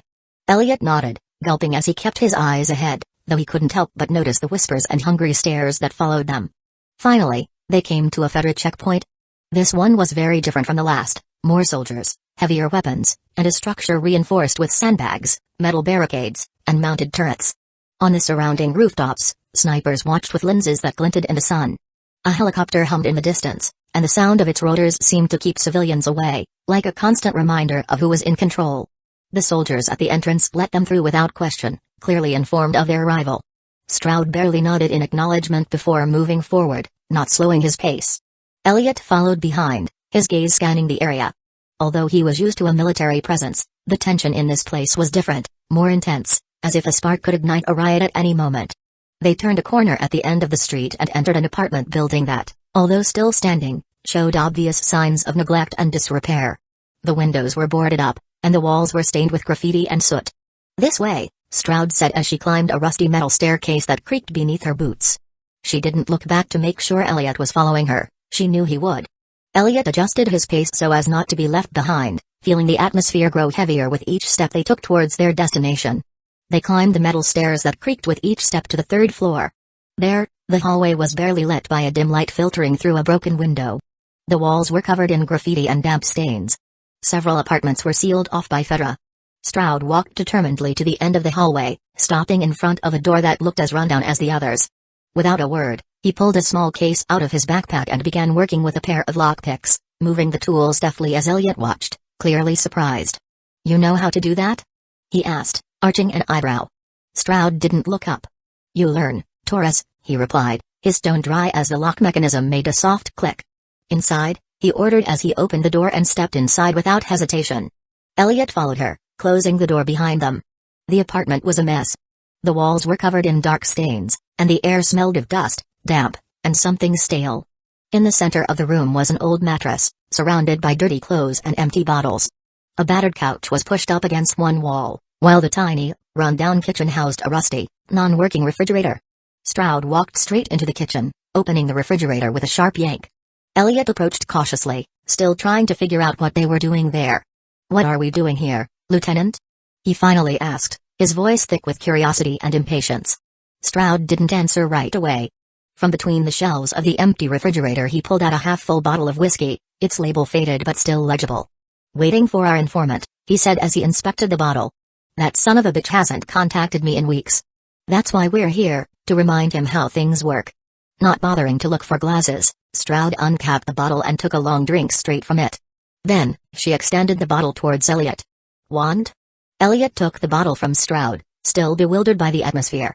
He plopped down on the old couch, which creaked under his weight, as the lieutenant sat down beside him with a sigh. For a moment, the two of them sat in silence, sharing the shabby space as the stale smell of the apartment hung in the air. The whiskey burned in his throat, but it was a welcome distraction from the questions that continued to swirl in his mind. Stroud took the bottle again, taking another long drink before placing it between them. "So, Taurus," she began, her tone more relaxed than usual. "First time in a place like this, huh?" Elliot nodded, looking around. "Yeah. I've been in the quarantine zone before, but always on raids.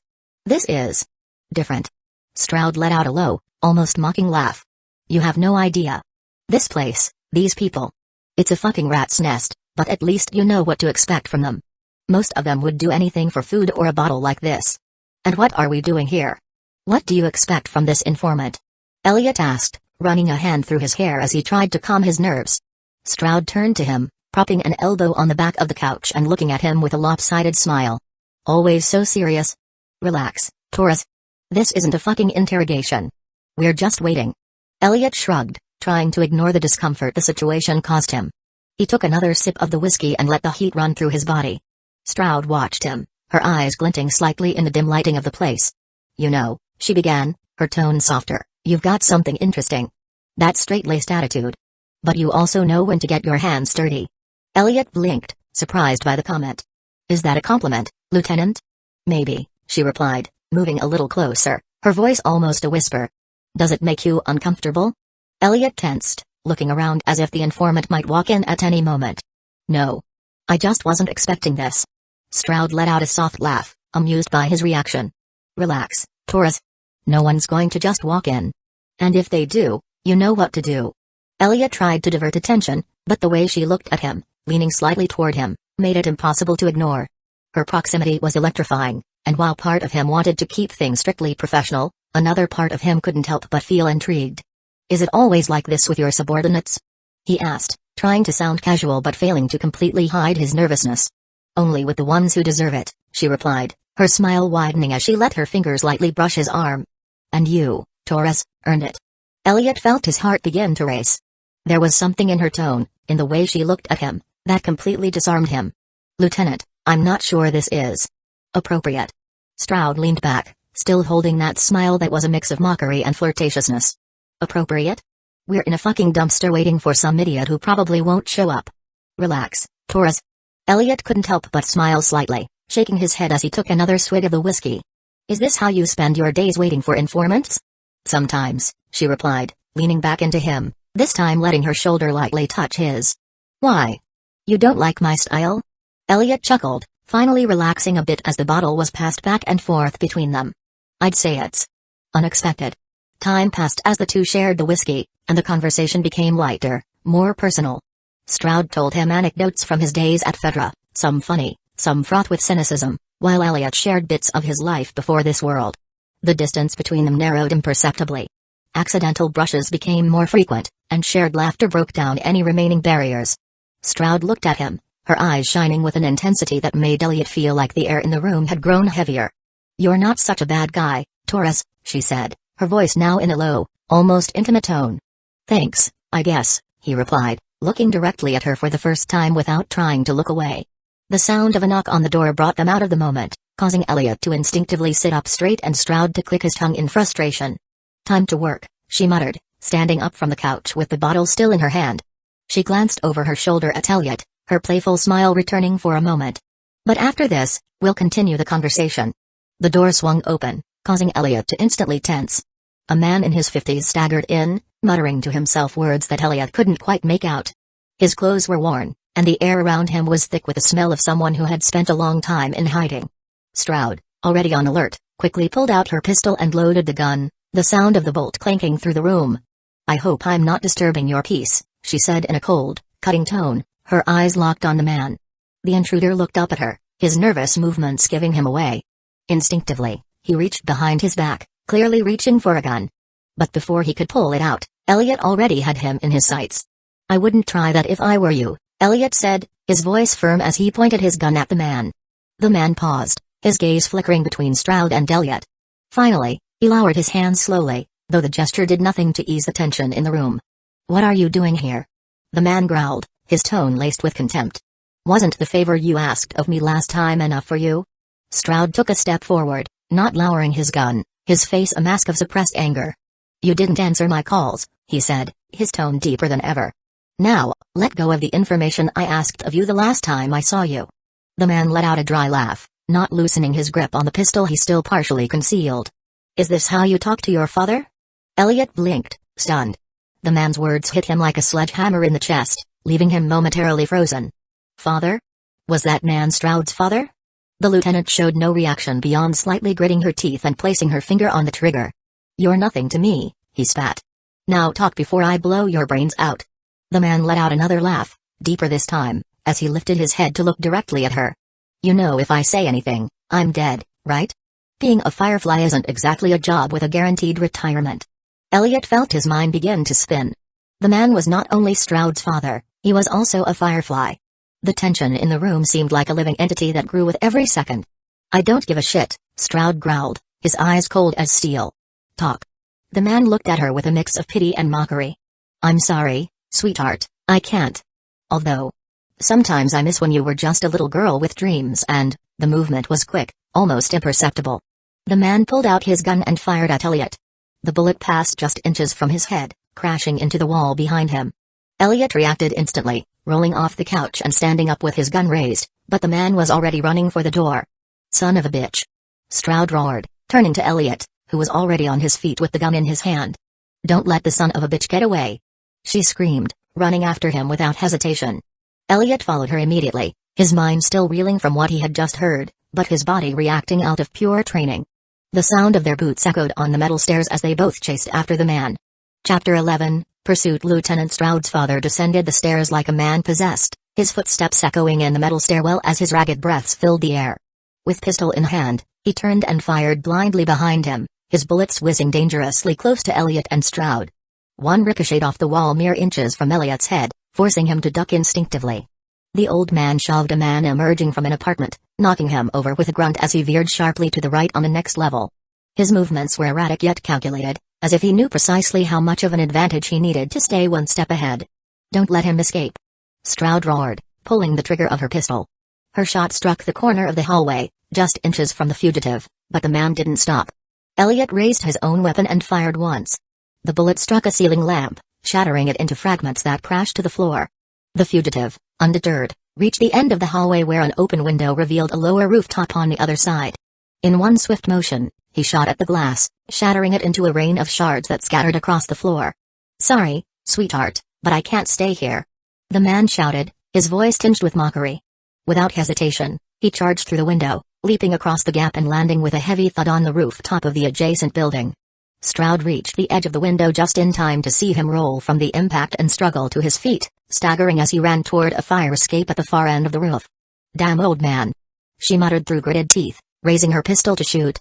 "Go another way," Elliot yelled without waiting for her response. He sprinted toward the window and leaped into the void, his body crossing the distance between the two buildings. He landed hard, the impact jarring his knees and shoulder, but he forced himself to roll to disperse the blow.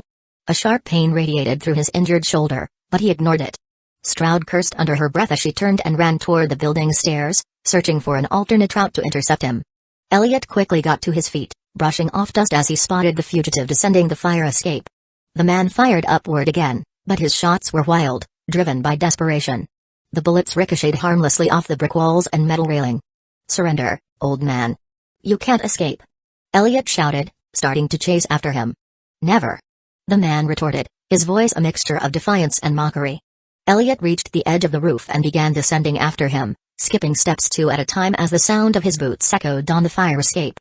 Every time the man glanced back, he fired another shot, but Elliot pressed on, forcing him to keep fleeing. Meanwhile, Stroud emerged into an alley at the base of the building, her eyes scanning the area quickly. She raised her pistol, aiming toward the fire escape, waiting for the right moment to cut off the fugitive's escape route. The old man, his chest heaving with frantic breaths, searched desperately for an exit. His eyes lit up when he saw a door boarded up with rotting planks.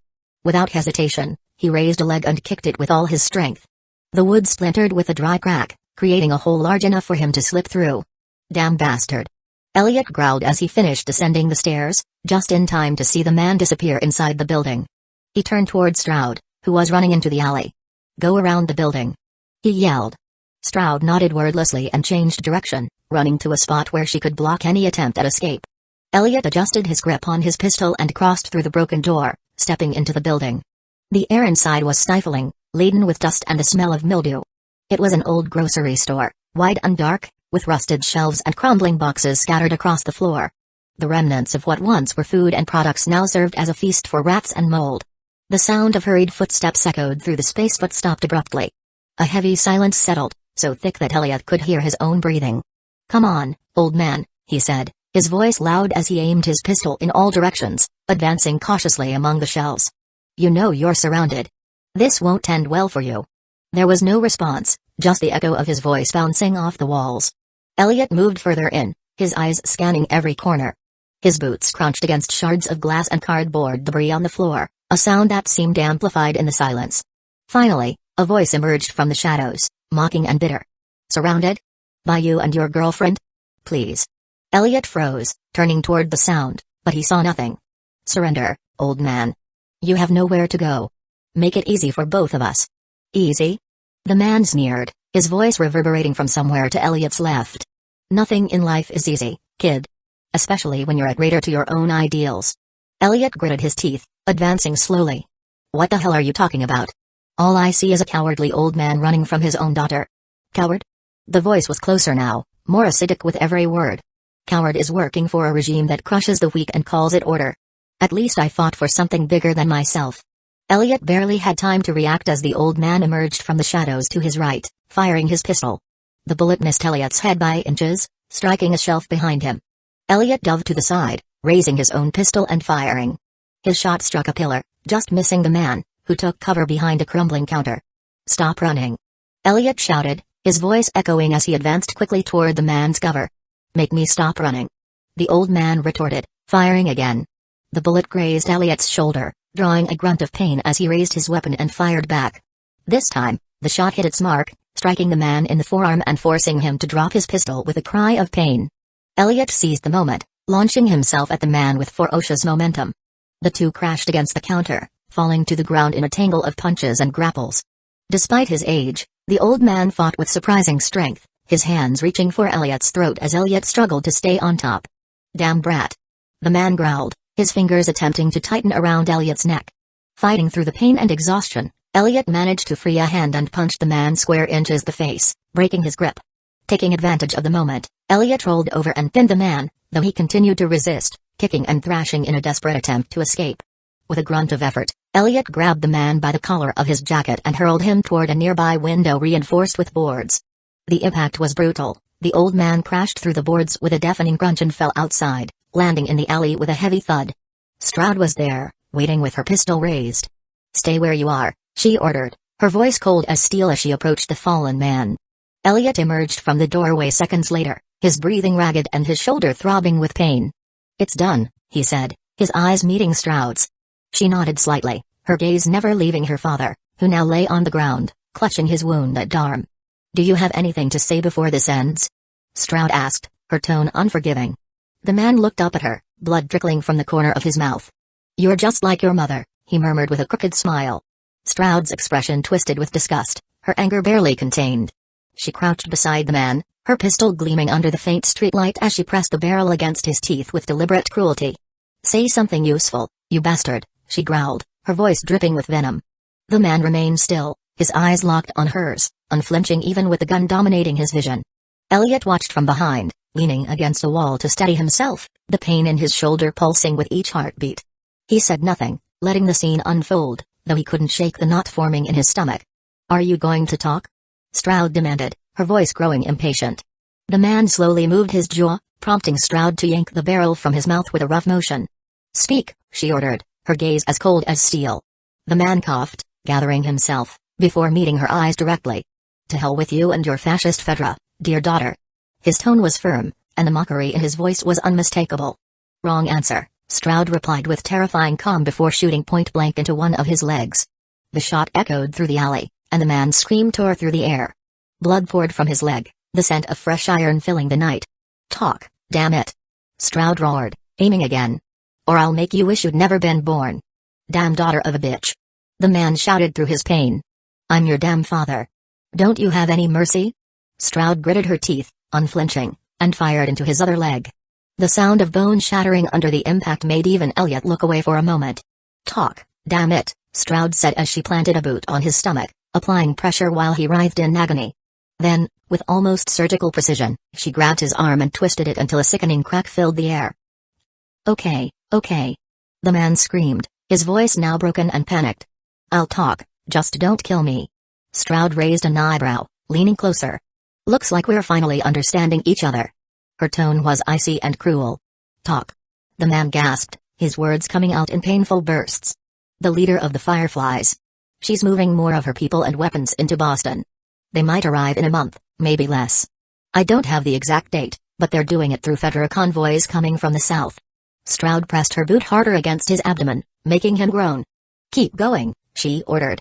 "There's a commander," the man continued, his face a mask of pain. "The Fireflies are paying him to let their people in." "I need more," Stroud said, her voice a whip. She lowered her pistol to one of the bullet wounds in his leg and pressed it mercilessly, eliciting a scream of anguish. "Tell me everything, you traitor." "Damn it. My pocket." "In my pocket." The man gasped, his face drenched in sweat and tears. "There's locations of the Fireflies in Boston. They're preparing to attack." Elliot, struggling to maintain composure, quickly crouched to search the man. In one of the inner pockets of his jacket, he found a small, worn notebook. Opening it, his eyes scanned the information. When he finished, he looked up at Stroud and nodded. "It all seems to be here," he said, his voice more serious than usual. Stroud looked down at the old man, her face a mixture of contempt and satisfaction. "Is that everything?" she asked coldly. "Yes. That's all," the man gasped, his body trembling from the pain. "Now, get me a damn medic." Stroud let out a short, bitter laugh, leaning down toward him with a twisted smile. "A medic? Sorry, Dad, but I don't show mercy to Fireflies." The man raised his hands, desperate. Wait.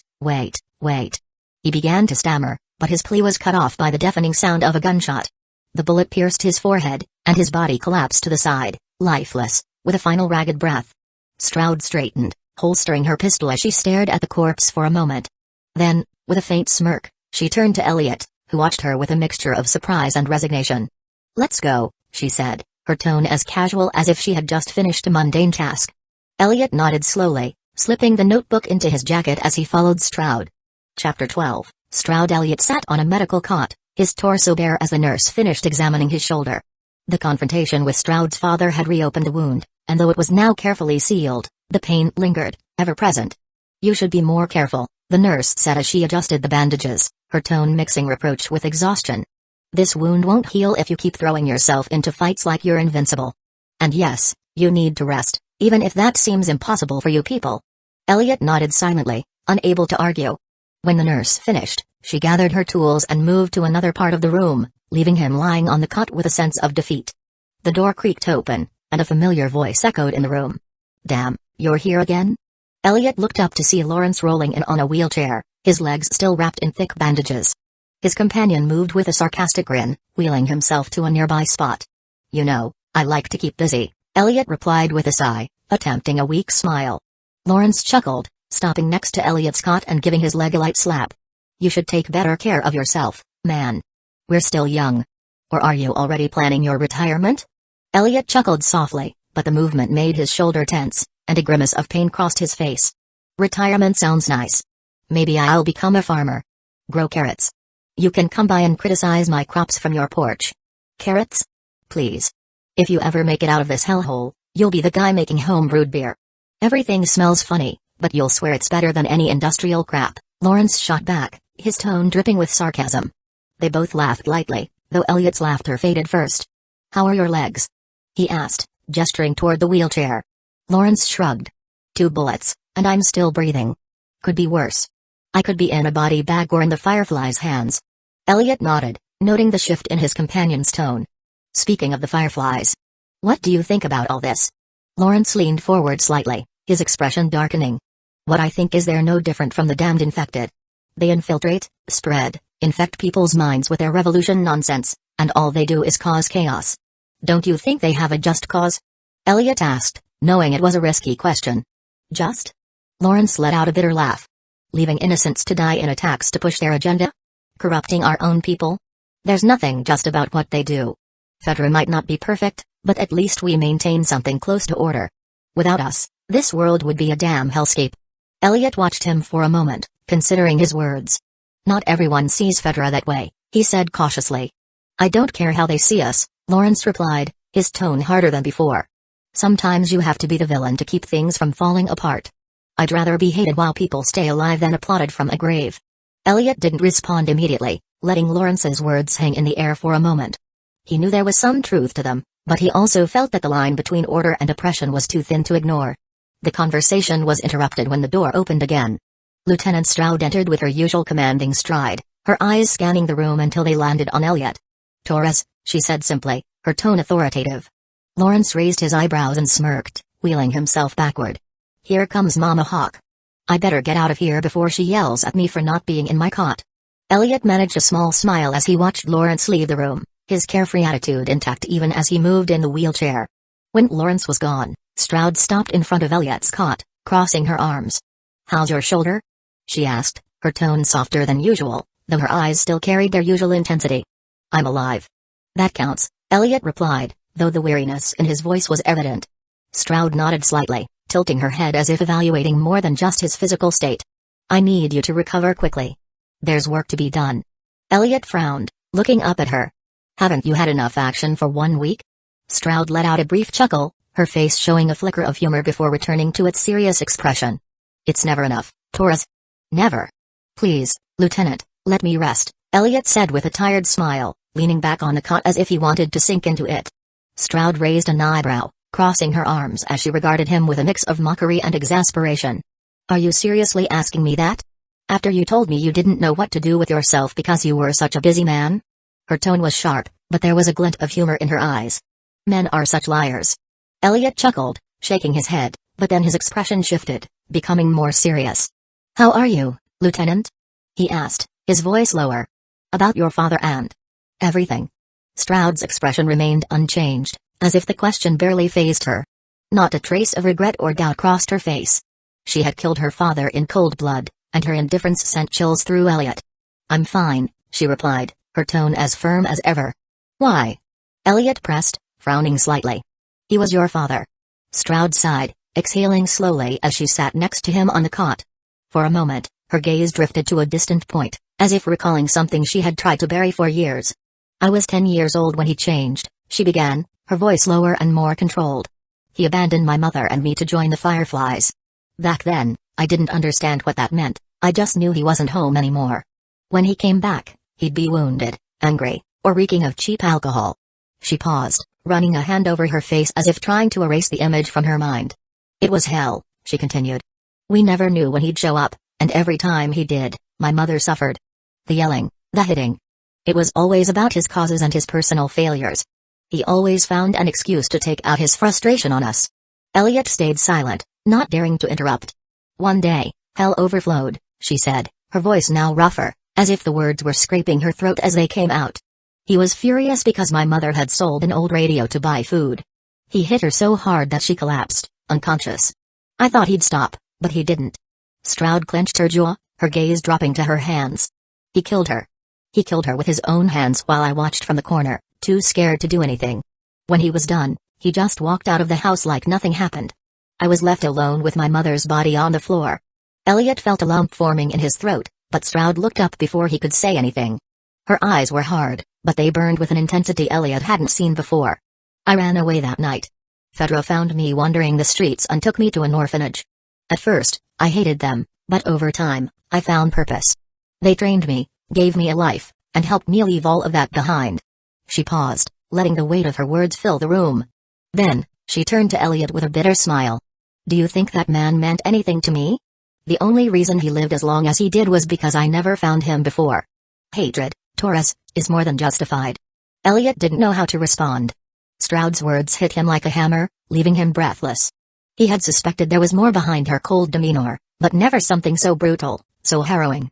I'm sorry, he finally murmured, knowing it wasn't enough but unable to find anything else to say. Stroud let out a short, dry laugh. Don't be. I'm not a victim. If I learned anything from all of that, it's that this world has no place for the weak. My father wasn't a man, he was a coward hiding behind excuses. And I finally ended that story.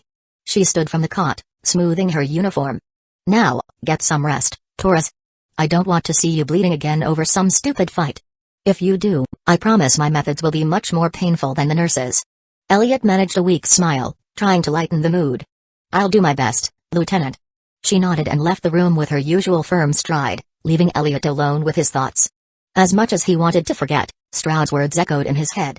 Elliot spent the rest of the day in the infirmary, staring at the ceiling as his mind swirled with dark thoughts. When the doctors finally cleared him to return to his room, he found Lawrence still in his wheelchair. The atmosphere in their small quarters was calm, but Elliot's mind was far from any sense of peace.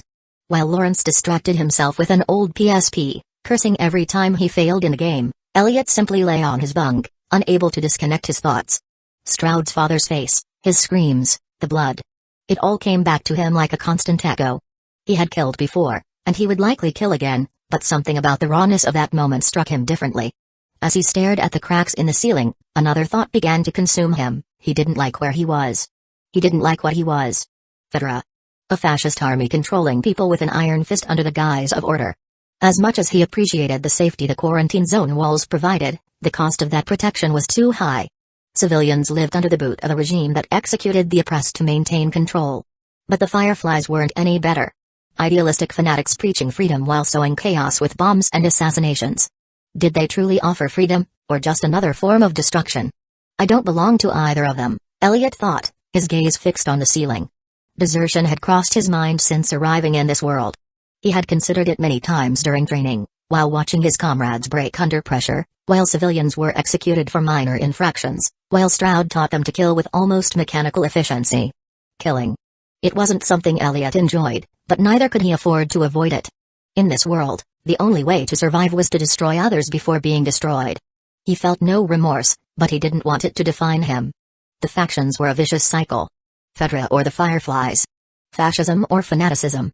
Two sides of the same poisoned coin. What was left for someone who wanted neither path? Survive alone, he thought, though even that sounded like a childish fantasy. In this world, there were only three options: join a faction, live behind walls built with blood, or die like a dog in the outskirts. Elliot closed his eyes, taking a deep breath as he tried to calm the storm in his mind. For now, he had no answers. He only knew he didn't want to stay in Fedra's ranks much longer, and he had no intention of joining the Fireflies. He would let time pass. He would wait for his moment. For now, he was tired. Chapter 13, Living is Dangerous plus 18. A month had passed. Another damned month in a world where days slipped by like a constant nightmare. Fedra had allowed more Fireflies to infiltrate the quarantine zone, but not out of carelessness or incompetence. It was a carefully planned trap.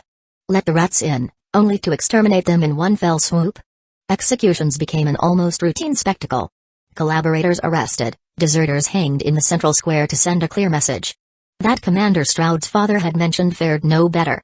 After facilitating the Firefly's entry, he was arrested, subjected to a military trial in mere hours, and executed by none other than Stroud herself. It was her finger that pulled the trigger under higher orders. Elliot had been present that day.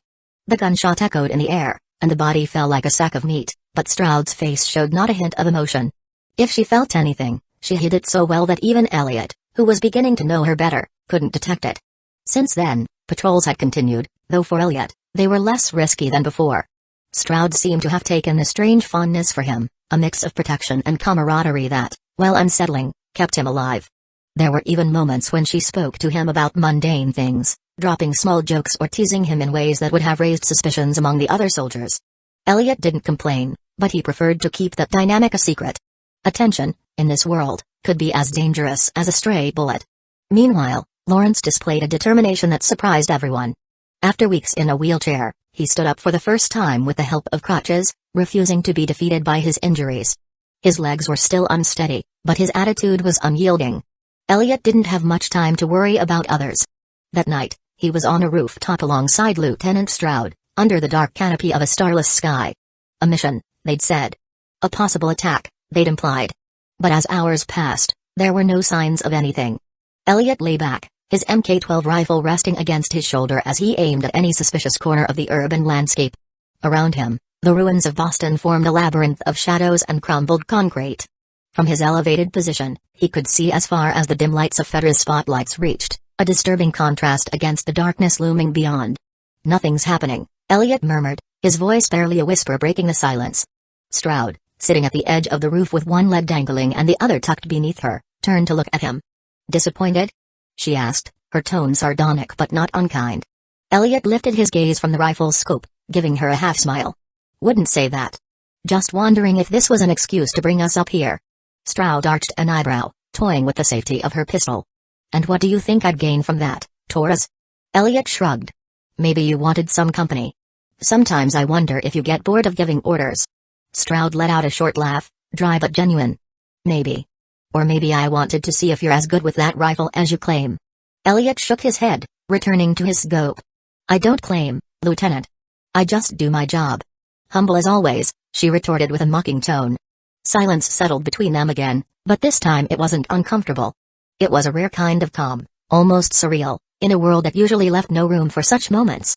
Elliot, still peering through the scope, spoke softly. "Why doesn't Fedra end all this already? I mean, they've got the weapons, the soldiers, the resources. Why let this rot?" Stroud didn't reply immediately. Instead, she pulled out a cigarette from a small pack in her jacket, lit it with a worn lighter, and took a deep drag before speaking. "Because rot is useful, Torres. When people are desperate, it's easier to keep them under control. They won't say it in speeches or reports, but that's the reality. Fear works." Elliot turned away from the scope to look at her. "And that doesn't bother you?" Stroud exhaled the smoke slowly, letting it disperse into the cold night air. "Of course it does.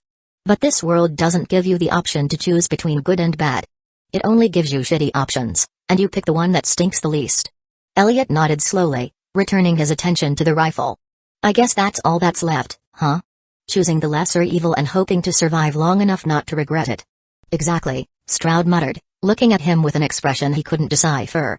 Then she stood up from the edge of the roof, brushing the dust off her pants. "Let's take one last round before we get out of here. This place is dead, but I don't want us to end up dead for trusting that." Elliot stood, adjusting the rifle on his shoulder, and followed her to the fire escape. Descending the rusted, dusty stairs, the night was thick, the air heavy with the acrid smell of the ruined city. As they descended, a faint noise from one of the apartment windows made Elliot stop abruptly. He immediately switched on his flashlight, pointing it inside the old apartment. The beam revealed a dim space filled with broken furniture, graffiti-covered walls, and trash piled in the corners. Stroud turned to him, raising an eyebrow. "What are you doing?" she asked, her tone a mix of curiosity and exasperation. "I feel like there's something in there," Elliot replied, focusing the light on a dark corner where a pile of debris rose like a small mountain. Stroud sighed, crossing her arms. "Probably raccoons or something," she said indifferently. "This place is as dead as your sense of humor. Let's go." Elliot turned off the flashlight with a resigned gesture, though he couldn't shake the feeling that something had moved the debris. You're right, he muttered as they resumed their descent. This place has been abandoned for years. Back on the streets, they moved through the shadows stretching like tentacles along alleys and crumbling facades. Flickering lights in the distance marked the locations of Fedra's checkpoints, but in this part of the city, everything was steeped in an eerie calm. Elliot kept his MK-12 slung over his shoulder, one hand near the trigger. Stroud walked slightly ahead, always alert, though her posture was more relaxed than his. "Remember that mall?" Elliot asked, breaking the silence as he pointed to a half-collapsed building across the street.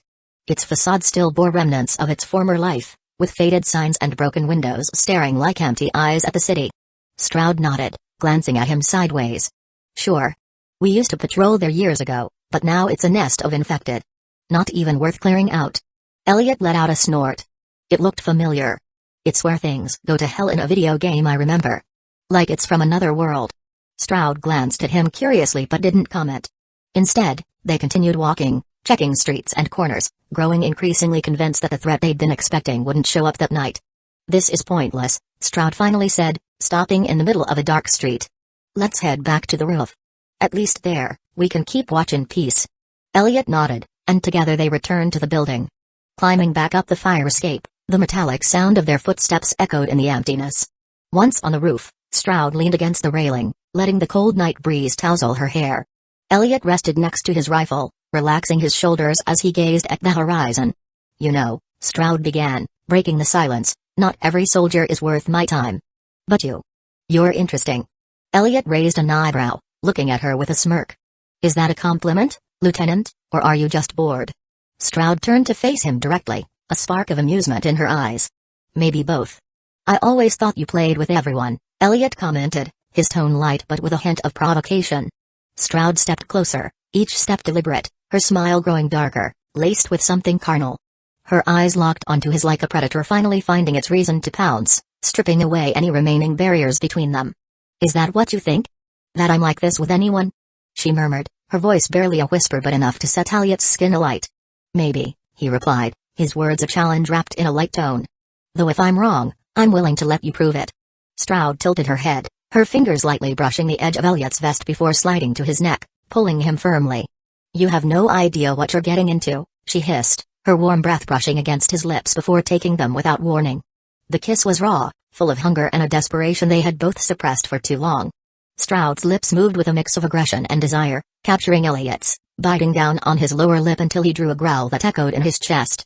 Stroud's tongue invaded hers brazenly, exploring every corner as her hands tightened on the back of his neck, trapping him in a grip that left no room for escape. Elliot responded with equal intensity, his fingers sliding down her waist to grip tightly at the edge of her belt, pulling her toward him. The friction between their bodies ignited every nerve.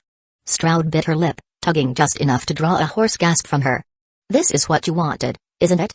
he whispered, his voice low, almost a tease. "No complaints," Elliot replied, his tone rough as his hand found the skin beneath her jacket, brazenly tracing the contour of her lower back. "Then don't stop," she growled before kissing him again, this time dirtier, more overflowing, her lips moving as if they wanted to devour him whole. The kiss grew fiercer, a battle of tongues and teeth as Elliot's hands ventured brazenly up Stroud's body. His fingers slid under her jacket, up the curve of her waist and gripped her hips tightly before moving to her breasts, filling his palms with them, squeezing them without subtlety. Stroud gasped against her mouth, a husky sound, almost a growl, that vibrated directly in Elliot's chest. "Fuck, Taurus," she murmured, her lips parting just enough to speak, but not breaking contact completely. "Is that all you got?" Elliot responded by reaching down, sliding his hand over Stroud's ass and squeezing it hard, pulling her against his erection that was already blatantly showing beneath his clothes. "Don't start something you can't handle," he growled, his voice low and laced with lust. "You think I can't?" Stroud teased, but his tone was laced with desire. Her hand moved without hesitation, moving down between their bodies until she found his stiff member through the fabric.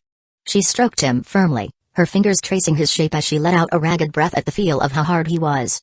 Elliot hissed, his hips thrusting forward slightly in search of more friction. "Don't play games, Stroud," she warned, but the way he squeezed her breasts and slid his lips down her neck said otherwise. "Who says I'm playing games?" she replied with a mischievous grin before opening the waistband of his pants with quick, efficient movements. She reached right in, her fingers wrapping around him with a firmness that made him let out a guttural growl. "You like that, Taurus?" she whispered, her breath hot against his ear as she began to move her hand slowly, up and down his length, exploring him with a mix of gentleness and strength that drove him crazy. Elliot responded by sliding both hands down, pushing Stroud's jacket off her shoulders and gripping the fabric of her t-shirt. "Take it off," he growled, his patience clearly exhausted. "You do it," she challenged, her gaze alight as she continued to massage his member, squeezing it just enough to draw a low moan from him. Elliot needed no further invitation. He pulled at Stroud's t-shirt, exposing her skin to the cool night air. His hands returned to her breasts, this time without restraint, caressing, squeezing, pinching her hard nipples until she moaned loudly, arching her back into him.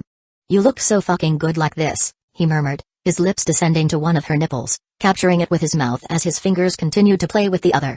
Stroud cursed under his breath, his head falling back as her hands continued to work on his cock, faster and faster, more and more desperate. "You're an arrogant fucker," she panted, but her words lost force amid a strangled moan as Elliot lightly bit her nipple, his tongue tracing circles around it. "And you're getting wet for this fucker," he replied, his tone teasing as his hand moved down to sneak beneath her pants, finding her wetness without difficulty. "Shit, Stroud. You're already dripping," she moaned, her hips instinctively bucking against his fingers as her grip on his cock tightened. "Shut up and fuck me, Taurus," she demanded, her voice husky, filled with desperation and pure need. Chapter 14, Changing the Canon. Elliot had Lieutenant Stroud, Anya, as he now dared to call her, almost completely undressed before him, her skin glistening under the faint starlight. Every fiber of his being urged him to continue, but a flash of light in the distance stopped him cold. It wasn't just any reflection, it was something he knew all too well. Suddenly, the lights of the abandoned mall flickered to life on the horizon. Not the entire facade, but intermittent flashes from within, a glow filtering through the broken windows and rusted panels, as if the building were awakening after years of silence. Elliot tensed, his gaze fixed on the mall. Stroud, still caught in the warmth of the moment, noticed his hesitation and arched an eyebrow, amusement sparkling in her eyes. "What's wrong, darling? Why'd you stop? Got scared?" she asked, her voice husky and tinged with satisfaction. Elliot shook his head slowly, his mind already shifting away from the moment. He pointed toward the glowing building. "The mall. Look." Anya turned her head deliberately, her hair falling to one side as she followed his gesture. The smile on her face faded as she saw the lights. "You've got to be fucking kidding me," she muttered irritably, grabbing her vest from the ground as her mind snapped into operational mode. She pulled the radio from her pocket, pressing the button firmly. "Mama Bear to Greenhouse," she called, her tone returning to one of authority. Elliot, still watching the mall, began piecing things together in his head. If he was right, this wasn't a coincidence. Memories of the video game he knew so well surged to the forefront. Images of Ellie and Riley, their connection to this place, flooded his mind. As Anya spoke into the radio, he picked up the rest of their gear and handed hers to her with a practical gesture. The anticipation erased any lingering tension, he was more concerned now than excited. "This is Greenhouse," a gruff voice responded over the radio. "Go ahead, Mama Bear. Do we have any operatives in the old abandoned mall?" Anya asked while quickly fastening her vest, her eyes locked on the lights. "Negative, Mama Bear," the voice replied after a brief pause. "No recent records of patrols or personnel in that area. However, we're detecting active energy sources within the perimeter. It's your call if you want to investigate. We can send reinforcements if needed." Greenhouse out. Anya let out a long sigh, stowing the radio on her belt before crossing her arms. "And here I thought I was going to have a nice night," she muttered in frustration, though a hint of humor laced her words. Elliot, seeing her buckle her belt, extended his arm with the rest of her gear. "Thanks, darling," she said with a quick smile before giving him a soft kiss on the lips.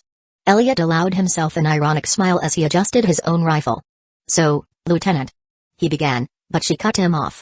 "Just call me Anya when we're alone," she said, turning to him with a look that mixed seriousness and something more intimate. "Sorry, Anya," he repeated, testing the name with a touch of awkwardness but a sincere smile. Then, he pointed toward the mall. "Do you want to check it out? Because, honestly, I'm curious." Anya glanced at him sideways, the spark of amusement returning to her eyes. "You just can't stay out of trouble, can you, Taurus?" "That's part of the charm," he replied with a shrug, ensuring his MK-12 was ready. She let out a brief laugh, adjusting her pistol in its holster. "All right. But if something goes wrong, don't worry, darling.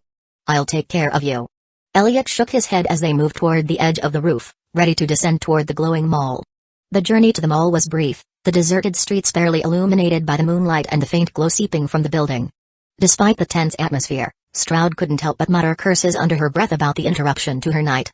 "This is a fucking joke," she muttered, kicking a rock in her path. First time in months I get a moment of peace, and of course, the damn lights come on. Elliot, walking beside her with a restrained smile, couldn't help but let out a low chuckle. Apparently, even the ruins conspire against you, Anya. She glanced at him sideways, with a mix of amusement and feigned threat. Don't make me think this was your idea, Taurus. I could blame you just to annoy you. Elliot raised his hands in a gesture of innocence, but the smile never left his face as they continued toward the shopping mall. Stroud broke the silence a moment later, throwing a question into the air. Have you ever been to one of these places?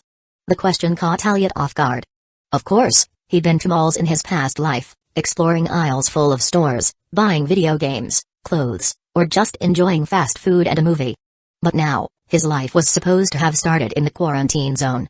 If he wanted to keep his cover, he'd have to lie. No, he replied, with feigned sincerity. Never been to one. You? Anya nodded, her eyes softening as nostalgia washed over her expression. Yeah. The last time I went, I was 5, just weeks before everything went to hell. My mom took me for fast food. I can still remember the taste of those damn fries. Then we went to the arcade. Of course, I was too young to understand how to play those damn games, but... She paused, exhaling slowly as her gaze drifted into the void. If I'd known what was coming, I'd have enjoyed it more. I'd have stayed longer, played until they kicked us out. But you know, kids never think about that kind of thing. Elliot remained silent, surprised by the vulnerability in her voice. For a moment, he didn't know what to say and decided that maybe silence was enough. Anya didn't say anything else, and they both walked quietly until they reached the entrance to the mall. The entrance was partially blocked by a large fallen beam, covered in rust and debris. Elliot leaned over it, assessing the weight before glancing at Stroud. All right, he said, adjusting his position and flexing his arms. I'll go first. He placed his hands firmly under the beam and began lifting it with a grunt of effort. The beam was heavy, too heavy to move much, but he managed to raise it a few inches, just enough for Anya to crawl through. She slid underneath quickly, moving with the agility Elliot had come to admire. Once on the other side, she turned and grabbed the beam from her side, positioning herself to help him through. Damn, this is heavy, muttered Anya, her face straining from the effort. Elliot let out a nervous laugh as he squeezed through. I know, you just had to try it yourself, huh? Stop talking and keep moving, she shot back, a barely contained smile tugging at her lips as they finally let the beam drop with a dull thud. Both took a moment to catch their breath, observing the dark interior of the mall. All right, Stroud said, straightening and drawing her pistol. Time to find out who the hell is messing with the electricity in here. Elliot nodded, securing his Mk-12 as they exchanged a tense look. They moved cautiously through the ruined mall, their footsteps muffled by stagnant water and scattered debris.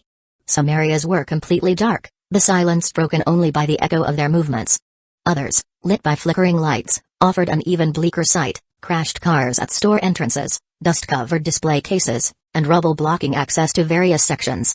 Elliot and Stroud advanced in tactical formation, weapons ready, scanning every corner for potential threats.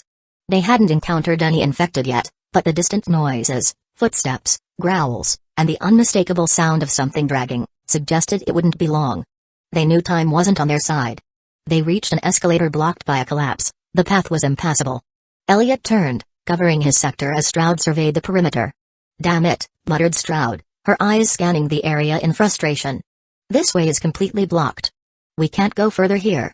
Elliot swept the area with his weapon's flashlight, the beam illuminating the remnants of nearby shops. Finally, his gaze landed on a partially open door across the hall. Over there, he said quietly, signaling with a quick motion. Stroud nodded, falling in behind him as they approached cautiously. Elliot pushed the door open slowly with his shoulder, the barrel of his rifle ready to fire. He cleared each corner as they moved, expecting the worst. But they didn't find any infected, just a ruined Halloween store. Masks hung from the walls, some warped with time, and worn decorations littered the floor. A mechanical skeleton creaked as a fallen cable activated it, making them both swing their weapons toward the sound. Let's go, Stroud murmured, her jaw tight. This is a trap for idiots.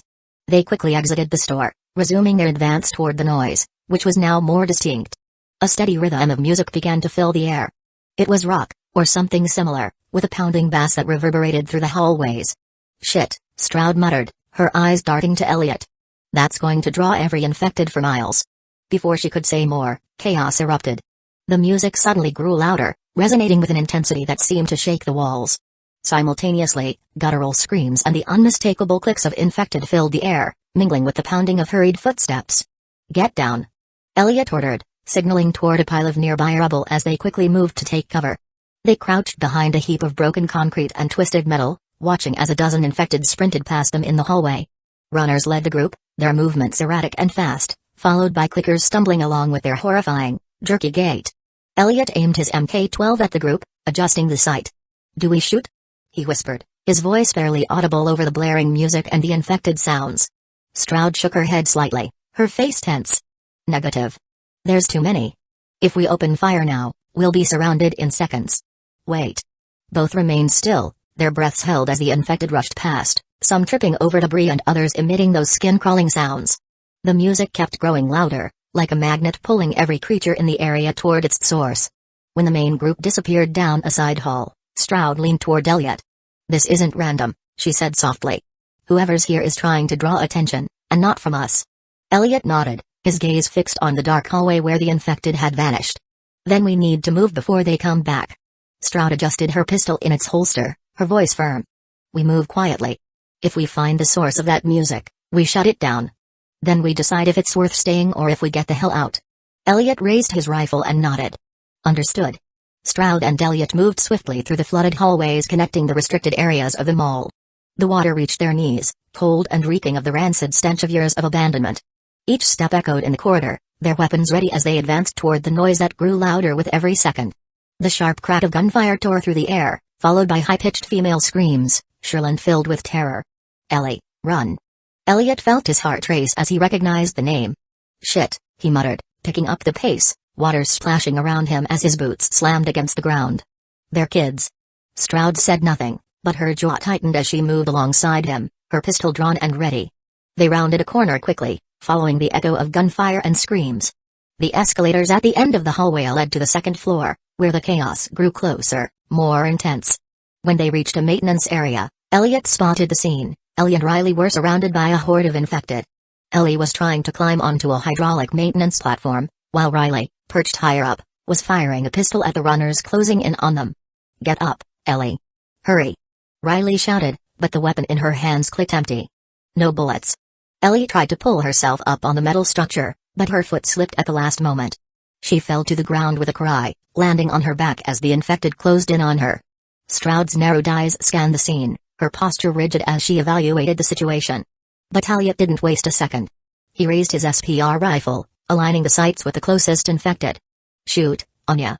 he roared, his voice cutting through the tension as he squeezed the trigger. The shot rang out loudly, the bullet piercing the head of the runner and dropping it instantly. Elliot moved to the side, seeking a better line of fire, as the infected turned toward the new threat. Stroud regained her composure and opened fire with precision, each shot taking down an infected. "Cover the left. Don't let them get to that platform," she ordered, advancing in formation and firing at a clicker stumbling toward Ellie with erratic movements. Elliot grunted in acknowledgement, moving in sync with her as he picked off the faster runners. His shots were precise, aiming for the head of each target to maximize effectiveness. "Ellie, move!" he shouted, his voice firm as he continued firing. Ellie, her face pale and her breath ragged, scrambled to her feet and started climbing again, this time with more desperation. Riley, from above, tried to help her, stretching out a hand while kicking at an infected attempting to climb the platform. "Reloading." Elliot called out, moving to cover as he swapped the magazine on his rifle. Stroud took the lead, advancing quickly and firing on the move. "Let's go, Taurus, I need that damn cover now." Elliot finished reloading and rejoined the fight, taking down a runner that had gotten too close to Stroud. His shot was clean, the bullet piercing the infected skull and dropping its body at the lieutenant's feet. Suddenly, a clicker emerged from the shadows, charging straight at Stroud with a terrifying shriek. She turned just in time, but her pistol didn't have the stopping power to bring it down. "Anya, duck!" Elliot shouted, aiming quickly. Stroud dropped to the ground just as Elliot fired. The bullet tore through the fungal plate covering the clicker's head, dropping it instantly. "Thanks, Taurus." Stroud grunted as she got back to her feet. Meanwhile, Ellie finally reached the platform, with Riley helping her up. Both were panting, their faces filled with fear and relief. "We need to get these girls out of here," Elliot shouted, firing at the remaining infected approaching their position. "I know," Stroud replied, taking out another runner with a quick shot. When the last creature fell to the ground, both of them stood still for a moment, breathing heavily as they scanned the area. The music continued to thrum, but it now felt like a distant echo compared to the adrenaline flooding the air. Are you two okay? Elliot asked, looking up at the platform. Ellie and Riley nodded quickly, though their expressions showed they were still processing what had just happened. Stroud, her pistol still in hand, looked at Elliot. This isn't over. If there are more infected nearby, that noise will keep drawing them. Elliot nodded, reloading his rifle. Then let's move fast. I don't want to stick around for the second act. Chapter 15, Let them go. What the hell are a couple of little girls doing here? This place is crawling with infected. Stroud shouted as they ran through the flooded corridors of the mall, their boots splashing through stagnant water with every step. Oh, sure. And what the hell are the fascists doing here? Ellie shot back venomously, throwing a scathing glare at Stroud. Playing heroes now? Elliot didn't have time for arguments. He drew his pistol and fired 3 quick shots at the infected that appeared in front of them, dropping it before it could get closer. Shut up, both of you, and keep running. He growled as he reloaded on the move, the metallic clink of the bolt echoing in the narrow corridor. Riley, just behind them, raised her pistol with trembling hands, firing at an infected emerging from the shadows. The shot hit its shoulder, slowing it just enough for Elliot to finish it off with a clean headshot. Stroud, leading the group, grabbed her radio with a swift motion and pressed the transmit button as they continued running. Mama Bear to Greenhouse. The familiar voice responded almost instantly, static crackling in the background. Greenhouse here. Go ahead, Mama Bear. We're in the abandoned mall. Hostile contact with multiple infected and at least 2 minors in the area. Requesting immediate backup. Repeat, immediate backup. Position, 2nd level, east sector, near the maintenance area. Riley's face tensed at Stroud's words. Shit. She's calling in more Fedra. I can't stay here, Ellie. If they catch us, we're screwed. Calm down. Ellie replied, her voice labored from the effort of running. Just keep going, they won't catch us. The roar of a clicker echoed behind them, followed by the unmistakable sounds of several runners closing in fast. Pick up the pace. Elliot shouted, briefly turning to fire a burst from his SPR rifle into the moving shadows behind them. 2 runners fell, but others kept coming. Stroud stopped at the end of the hallway, turning to cover them as the group reached a large set of double doors. Here. Move it. She yelled, taking out a clicker lunging at them with a precise headshot. Elliot reached the doors first, slamming into them with his shoulder. They're blocked from the other side. Step aside. Stroud barked, pulling a grenade from her belt. She yanked the pin with her teeth and hurled the explosive at the base of the door. Cover your damn heads. The group hit the floor as the explosion shook them all, the blast echoing through the structure. Debris flew everywhere, and the doors were blown apart, creating a new path to the other side of the building. Move, now. Stroud ordered, pushing the girls forward as the infected grew dangerously close. Ellie and Riley ran through first, followed by Elliot and Stroud, who briefly turned to fire at the infected chasing them. Their bullets took down several, but the horde was still too large. As they passed through the shattered doors, they entered a more open area, dimly lit by natural light filtering through the broken ceiling. The echoes of growls and clicks still pursued them, but they had gained some time. Stroud looked at Elliot with a mix of frustration and determination. We need to make sure those 2 don't end up as infected Chow, but I can't promise Fedra won't catch them if reinforcements arrive. Elliot nodded, his gaze fixed on the 2 girls, who were now nervously scanning every corner, clearly terrified. First, we get them out alive. Then we figure out the rest. Stroud pressed her lips together, raising her radio again. Greenhouse, Mama Bear. Moving to the north sector. Backup requested at the main level. Multiple hostile contacts. Be ready. Copy that, Mama Bear. Reinforcements en route. ETA 10 minutes. Greenhouse out. As the girls eyed Stroud with distrust, Elliot stepped closer, speaking calmly. Listen, I know you don't trust us, but out here, there's no room for playing lone heroes. If you want to get out alive, follow our orders. Got it? Ellie crossed her arms, pressing her lips together, but finally nodded. Riley, beside her, cast a nervous glance down the hallway they had just escaped from. Good, Stroud said, adjusting her pistol in its holster. Let's move. This place is still a shit nest, and I don't like staying too long in a spot where the enemy can come from anywhere. The group moved quickly toward the north side of the mall, leaving the echoing infected behind, for now. The group moved swiftly through the mall, but the growls and clicks of the infected intensified with every step. The music that had drawn the horde finally stopped, but the damage was done. It seemed every runner and clicker in the area had converged on them. Hold formation. Stroud ordered, her voice firm as she fired a precise shot at a runner lunging from the side.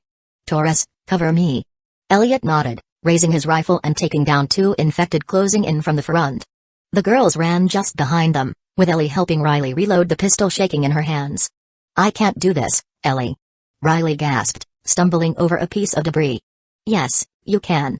Ellie shouted, grabbing her arm and pulling her forward. Stroud's radio crackled with a new transmission. This is Greenhouse. Reinforcements en route. ETA 3 minutes. Current position, please.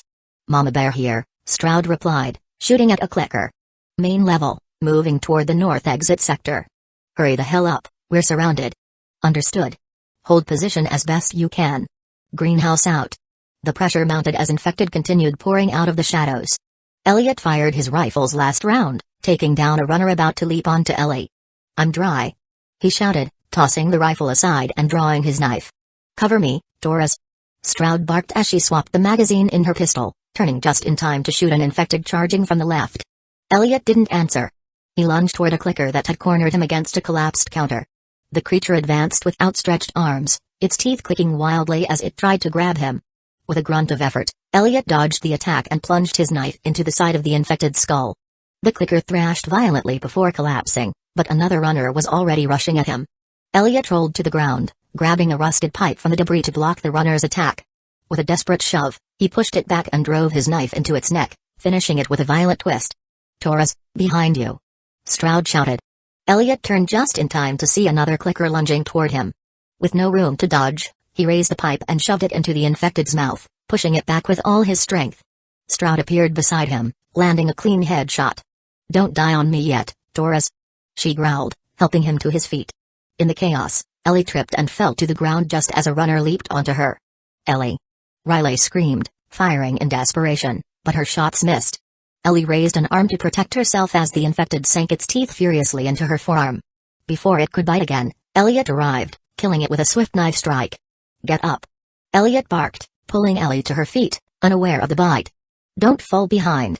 Finally, they reached a secure maintenance room, barricading the door with everything they could find, broken shelves, boxes, and an old table. The infected pounded from the other side, but the barrier held, for now. As everyone caught their breath, Stroud turned to Riley. Her gaze hardened when she noticed the metallic gleam of a necklace around Riley's neck. What the hell is that? Stroud demanded, pointing her pistol at her. Riley raised her hands, panic in her eyes. It's just a necklace. Don't take me for a fool, Stroud growled, stepping closer with her pistol at the ready. That's a firefly symbol. What the hell are you doing with that? It's none of your business. Riley shouted, backing up toward Ellie. Put the gun down. Stroud, stop. Elliot intervened, stepping between them. I can't trust her, Doris. Stroud shouted, her finger tightening on the trigger. If she is with the fireflies, she could get us all killed. Talk, girl. Before Riley could respond, Ellie stepped between them, raising her arm with the infected bite clearly visible. Stop. Ellie yelled, her voice echoing in the small room. Everyone froze, staring at the bite mark on her forearm. Elliot was the first to speak, his voice low and filled with disbelief. Shit. Ellie? Stroud slowly lowered her weapon, her eyes fixed on the wound. No. It can't be. Riley, tears streaming down her face, stepped closer to Ellie, grabbing her arm. Ellie. I'm fine, Ellie said, though her voice trembled. It's nothing. I'm fine. Nothing's going to happen to me. Silence fell over the group, broken only by the pounding of the infected against the door. Elliot stared at Ellie. The bite on her arm was obvious, the teeth marks embedded in her skin. Though he was relieved Riley hadn't been bitten as she had in the canon he remembered, he knew everything was about to get even more complicated. Stroud still had her pistol in hand, her eyes locked on Ellie, torn between anger and disbelief. I can't let them go. You know what that bite means, she said finally, her voice low, almost a growl. If Fedra finds them, they're dead, and we'll go down with them for covering it up. Elliot took a deep breath, his mind racing as the pounding on the door grew louder. The echo of gunfire rang out in the distance, reinforcements had arrived and were clearing the area. Listen, Elliot said, placing a hand on Stroud's pistol and firmly pushing it down. They're already screwed, okay? There's nothing you can do to make this worse. Making things harder for them won't fix anything. Make it worse? Stroud exploded, her face hardening. Do you have any idea what Fedra will do if they find out we let them go? This isn't a goddamn game, Taurus. I know. Elliot shot back, his voice just as intense. But look at them. They're not insurgents. They're not fireflies here to kill us. They're just two kids trapped in a world of shit. They've already been through enough. Riley stepped forward, her body trembling with both anger and fear. We don't need your permission to leave. We can handle ourselves. Shut up, kid. Stroud barked, turning toward her. Anya. Elliot interrupted, using her first name, his voice calm but firm. This isn't about what Phaedra would do or what happens if they find out. This is about doing the right thing.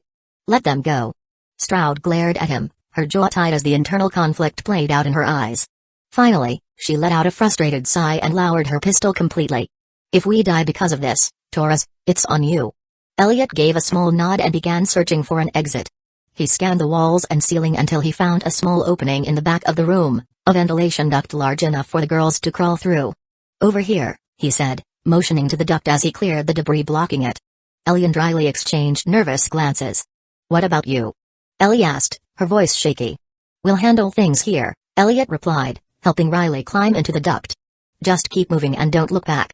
There's an exit at the end that leads to an alley. Run as fast as you can and don't stop. Ellie hesitated for a moment, her gaze locked on Elliot. Finally, she nodded and climbed in after Riley, disappearing into the duct. Elliot and Stroud returned to the center of the room just as the barricaded door began to give way under the pounding.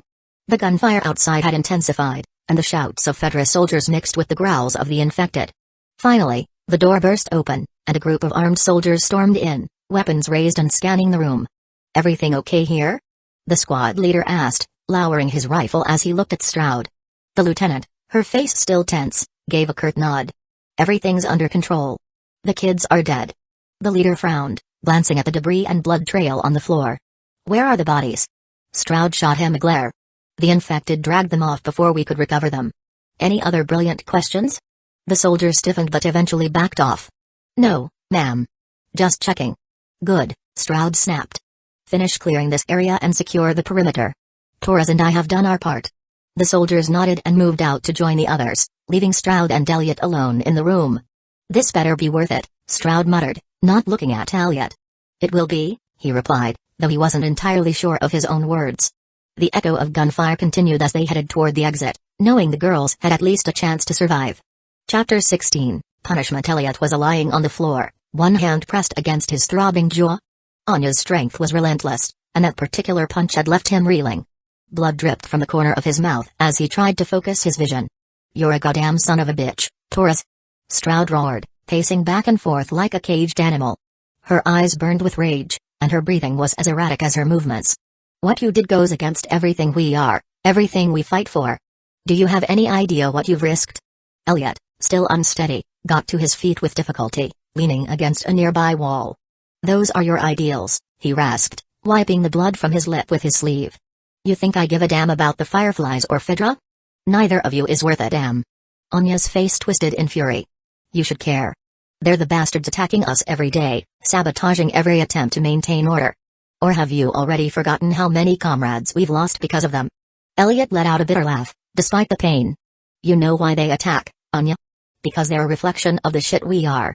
Look at you, look at us, a bunch of fascists with guns, crushing anyone who doesn't follow our orders. Do you think I enjoy walking the streets knowing everyone wants to kill me? Do you think I'm proud of what we do?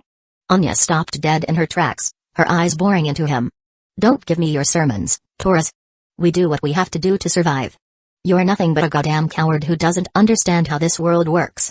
Elliot took a step forward, pointing a bloody finger at her. Survive? Is that what you think we're doing? We're nothing but executioners in uniforms. I don't want to be part of your goddamn Phaedra, Anya. I was forced into this, just like everyone else here. And now you expect me to swallow your bullshit ideals and kill kids without blinking? Go to hell. Elliot's words were gasoline on Anya's fire. In a fit of rage, she crossed the space between them and landed another punch, this time directly to his cheekbone. Elliot stumbled backward, but before he could regain his balance, Anya grabbed him by the vest and threw him against a table, which toppled over from the impact. You have no idea what sacrifice is, Taurus. She roared, pouncing on him. Her fist smashed into his face once, twice, 3 times. Each blow echoed in the small room like the release of long-contained fury. You didn't watch your friends die in front of you, didn't carry their bodies, didn't hear civilians begging for their lives while the Fireflies tore us apart. You have no right to judge me. Elliot tried to raise his hands to protect himself, but Anya struck him so hard in the side that all the air left his lungs. He coughed violently, trying to speak, but his voice was barely a hoarse whisper. And you think that gives you the right to be just like them? Anya grabbed him by his shirt, pulling him up until their faces were inches apart. I'm not like them. I protect. I do what's necessary. Protect? Elliot wheezed, his voice barely audible. Or do you just kill because you don't know how to do anything else? That was enough for Anya. She threw him to the ground like a broken doll and kicked him in the stomach, making him writhe in pain. You dare judge me after everything I've done for you, Taurus? After all the times I've saved your ass. Elliot lay on the floor, struggling to breathe, as a trickle of blood dripped from his nose. Despite the pain, he lifted his head, his eyes meeting Anya's. I never asked you to save me. I never asked to be part of this shit. And I sure as hell didn't ask you to turn me into someone like you. Anya stared at him for a long moment, her chest heaving with labored breaths. Finally, she let out a growl and stepped back, moving away from him. You're nothing but a coward, Taurus. A goddamn idealist who doesn't have the guts to do what's necessary. You wouldn't last a single damn day without us. Elliot, with effort, sat up against the wall, his lips curving into a bitter smile. Maybe not. But at least I won't die being a cheap copy of what I hate most. Anya looked at him with a mix of contempt and something that almost seemed like pain. But she said nothing. She simply walked out of the room. Elliot had recovered just enough from the beating Anya, no, Lieutenant Stroud, had dealt him a week ago to function. The bond he'd thought they shared was gone, replaced by the cold steel of her professionalism. He'd been cast aside, reassigned to the outskirts of his own squad, a punishment masquerading as a mundane duty, escorting convoys through the quarantine zone for resource collection. His ribs still throbbed with every breath, a constant reminder of her ruthless precision. But at least this exile gave him space, away from her, away from Boston, away from everything. The convoy crawled along a shattered road, the bones of a once thriving city framing their path. From his spot in the Humvee, Elliot scanned the desolation, skeletal buildings standing like mourners over the corpse of civilization, rusted cars piled in lifeless heaps, and dry, invasive trees clawing through the rubble as if trying to reclaim what humanity had abandoned. He didn't care where they were or where they were going. A crumpled map lay on the dash, ignored. It didn't matter. Everywhere looked the same, an endless wasteland of broken dreams and ash. The convoy was 4 vehicles strong, 2 supply trucks flanked by 2 armed Humvees, carrying a total of 12 soldiers. Silence reigned, broken only by the hum of engines and the crunch of tires over debris. But even the monotony felt like a reprieve. Here, he could brood in peace, think without Stroud's shadow hanging over him. His thoughts drifted to Ellie and Riley. If they'd reached safety, maybe they'd already discovered Ellie's immunity, the potential for salvation in her blood. The fireflies would be stirring soon, he could feel it in his gut. And when they did, Boston would burn. When the convoy stopped abruptly, the soldier at the wheel muttered something into the radio. We've been here before? Negative, crackled a reply. Not marked on the map. Let's check it out. Might find something worth taking, came the order.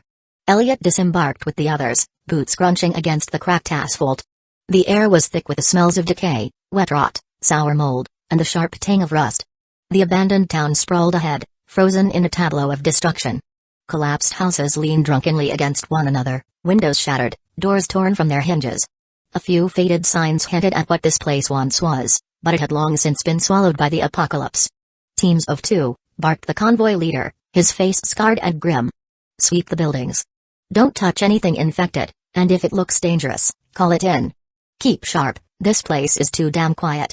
Elliot fell in with a pair of soldiers and made for a crumbling gas station.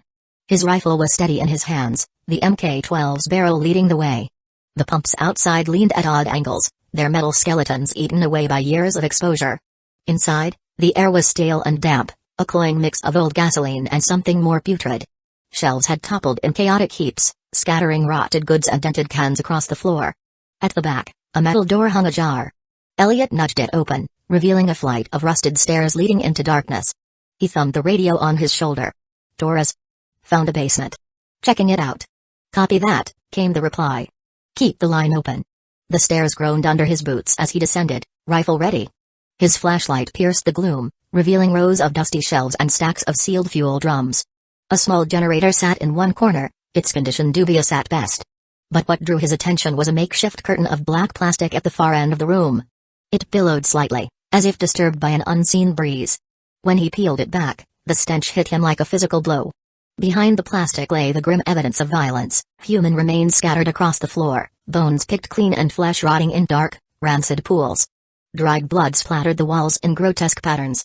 Shit, Elliot muttered, taking a step back. Whatever had happened here, he wanted no part of it.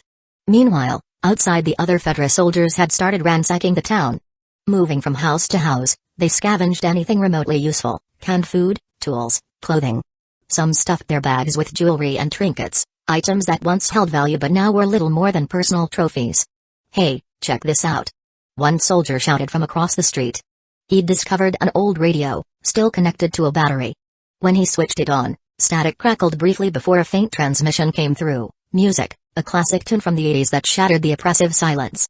"Turn that shit off," the convoy leader barked from his post near the trucks. "You're gonna draw unwanted attention." But it was already too late. A dull thump echoed from the nearby forest, followed by guttural growls and the unmistakable clicking sounds of the infected. The Fedra soldiers froze, their grips tightening on their weapons as the noises grew louder. The shuffle of dragging footsteps and the guttural screeches drew closer with each second. "Positions!" roared the leader, raising his rifle toward the vehicles. "Form a perimeter. Prepare for contact." Chaos erupted almost instantly. From the tree line, a horde of infected burst forth, frantic runners leading the charge, followed by the erratic, terrifying movements of clickers. The soldiers opened fire, the staccato of their rifles cutting through the air as bullets tore into the oncoming infected. Elliot emerged from the gas station basement just in time to witness the scene. The street had become a war zone. A runner slammed into a soldier, tackling him before he could react. The infected tore into his neck with feral teeth, wrenching a blood-curdling scream from the man as crimson sprayed in all directions. "Fall back to the convoy," the leader yelled, blasting a clicker at close range as it staggered too near. The soldiers retreated toward the trucks, but the horde was relentless. One by one, they fell, overwhelmed by the sheer number of infected. The air was thick with the smell of fresh blood, gunpowder, and the acrid tang of fear. Shouts of pain and the guttural cries of the infected mingled in a cacophony of carnage. "Torres, move it," a soldier called out as Elliot fired round after round into the mass of attackers. But for every infected that dropped, two more seemed to take its place. A clicker got to him. Elliot felt the searing pain as its teeth sank into his left arm. He cried out, shooting the creature point blank to shove it off. But before he could recover, a runner lunged at him, sinking its teeth into his right forearm. Elliot roared in pain, driving a knife into its jaw with his free hand. But it was too late. Blood gushed from multiple wounds, and darkness edged his vision. Stumbling and barely able to stay upright, he retreated back to the gas station. The sound of infected and gunfire roared behind him. Slamming the door shut, he toppled a shelf against it, collapsing to his knees as his body trembled violently. Shit. Shit. He muttered, staring at his ravaged arms. Blood streamed down his skin in thick rivulets, the pain excruciating. He forced himself upright and stumbled back down into the basement, collapsing in a dark corner. His breath came in shallow gasps as the sound of infected pounding on the door above echoed in his mind. Then he heard the roar of engines. The convoy was retreating, tires screeching and sporadic gunfire fading into the distance. "Bastards!" he muttered, his voice hoarse, as he fumbled in his pack with trembling hands. He managed to retrieve a roll of bandages, though his blood-slick fingers struggled to unwrap it. He pressed the gauze against the wounds, tightening it as much as he could to stem the bleeding. But he knew it was futile. He was infected. The realization struck him like a hammer. He could feel the telltale tingling creeping through his veins, the viscous, unnatural sensation that every soldier feared. It was the prelude to the end, the warning sign that he wouldn't be himself for much longer. Elliot let the bandages fall from his hands, his arms dropping limply to his sides. He rested his head against the cold, damp wall of the basement, his breath hitching as he let the darkness close in. Then something jolted him. A flash of blue appeared behind his closed eyelids, like lightning in the void. Elliot's eyes snapped open, and what he saw made his breath catch. A holographic window hovered before him, translucent and glowing, its ethereal light casting strange shadows on the basement walls. It was impossible, something that had no place in this ruined, desolate world. "Congratulations, you have unlocked your survival system." The text was clean and minimalist, accompanied by a soft electronic hum that seemed to resonate in the air. Elliot blinked, his mind struggling to comprehend what he was seeing. "What the hell?" he whispered, raising a bloodied hand toward the window. His fingers passed through it as though it were a projection, but the words remained clear, unyielding. The window flickered, displaying new lines of text: current status, infected survival level, 1 progress, initializing. Elliot ran a trembling hand down his face, his breath hitching as he tried to steady the whirlwind of emotions threatening to consume him. Panic, disbelief, and the faintest spark of impossible hope churned in his chest. "What the fuck is this?" he said aloud, his voice trembling. The window shimmered again, as though responding to him. "Welcome, survivor. Adapt or die." Chapter 17, System Elliot was breathing hard, every gasp accompanied by the sharp pain in his arms. The dim light of the basement barely illuminated the space, but the holographic window before him was unmistakable, its vibrant blue glow cutting through the gloom. He stared at the window in disbelief, blinking as if to dispel the hallucination haunting him. His mind was a storm of confusion. A damn system. Now. At the worst moment of his life, when he was about to die and turn into one of those monsters. The flicker of the words in front of him anchored him to reality. The text floated, immovable yet undeniably present, and Elliot felt his focus pulled toward every detail. Current status, infected, survival level, 1. The word infected burned itself into his brain like a searing brand. Instinctively, his gaze dropped to his bandaged arms, where the bite wounds throbbed with a dull ache. Cold sweat trickled down his forehead as his thoughts raced. Was this real? How was this system going to change anything when he was already doomed? But something in the next line made him pause. Progress to level 2, 0 out of 50, a spark of curiosity. Level 2? Progress? His eyes quickly darted to the next section, kill infected to advance. Runners, +1 progress stalkers, +1 progress clickers, +1 progress bloaters, +5 progress leveling up unlocks new abilities, resources, and upgrades for your survival. Current points, 4,000 runners, +100 points stalkers, +200 points clickers, +500 points bloaters, +5,000 points use points to buy weapons, summon troops, upgrade abilities, or manage your bases. Available resources, Level 1, current, weapons, basic pistol, 150 points standard rifle, 300 points tactical shotgun, 800 points ammunition, starting at 100 points, medicine, basic kit, 200 points advanced kit, 500 points Zombrex, 4,000 points, food and water, small rations, 100 points large rations, 300 points, vehicles, basic motorcycle, 2,000 points, advanced items locked. Available troops, Level 1, current, standard soldier, rifleman, 1,000 points equipped with a basic rifle and tactical vest. Scout, stealth, 1,500 points reconnaissance and evasion specialist. Equipped with a silenced pistol and knife. Advanced units locked. Available skills, Level 1, current, strength boost, Level 1, 4,000 points increases your carrying capacity and melee combat power. Enhanced reflexes, Level 1, 5,000 points speeds up your reaction times to attacks and nearby threats. Tactical awareness, Level 1, 4,500 points improves your ability to detect enemies and resources in the environment. Basic survival knowledge, 3,000 points enhances your efficiency in building shelters and managing basic resources. The progression of the values echoed in his mind like an incomplete equation. Elliot tried to make sense of it. Does this mean I can trade them? Buy something? The answer came before he could even form the full question. Another window unfolded alongside the first, laying out more possibilities. Resources, troops, skills, bases. The floating text offered no explanation, but there was something about the way the options were arranged that felt intuitive. As if each word carried a purpose he could decipher without guidance. Each category seemed locked behind higher levels and point thresholds, but the potential was overwhelming. Elliot swallowed hard as he studied the options. His mind, still reeling with disbelief, began to consider the possibilities. This can't be real. But if it is? The irony wasn't lost on him. For weeks, he'd felt like he had no control over his life, trapped in Fedra's unrelenting cycle of blind obedience. Now, this system offered him something he'd never had before, autonomy. The pain in his arm snapped him back to the present. He glanced down at the blood-soaked bandages, feeling the heat of the fever spreading through him. There was no time for hesitation. If this system was real, he had to use it. Now. His eyes locked onto the holographic window again, focusing on the word resources. Instinctively, he reached out and touched it. The window flickered and expanded, revealing a list of available items. Most were locked, marked with a padlock icon and a label, Level 2 required. But at the bottom of the list, one item stood out. Zombrex. A chill ran down Elliot's spine as he read the name. How the hell had something like that shown up here? He recognized it instantly, an artifact from a video game he'd once loved, Dead Rising. He remembered it well, having completed every game, unlocked every achievement, and explored every corner of those apocalyptic stories. In the game, Zombrex was a serum that halted infection but didn't cure it. If you stopped taking it, the transformation into a zombie was inevitable. Could it be real? Would it work here, in this merciless world? His gaze lingered on the highlighted item in the list, and without a second thought, he selected it. A new window materialized before him.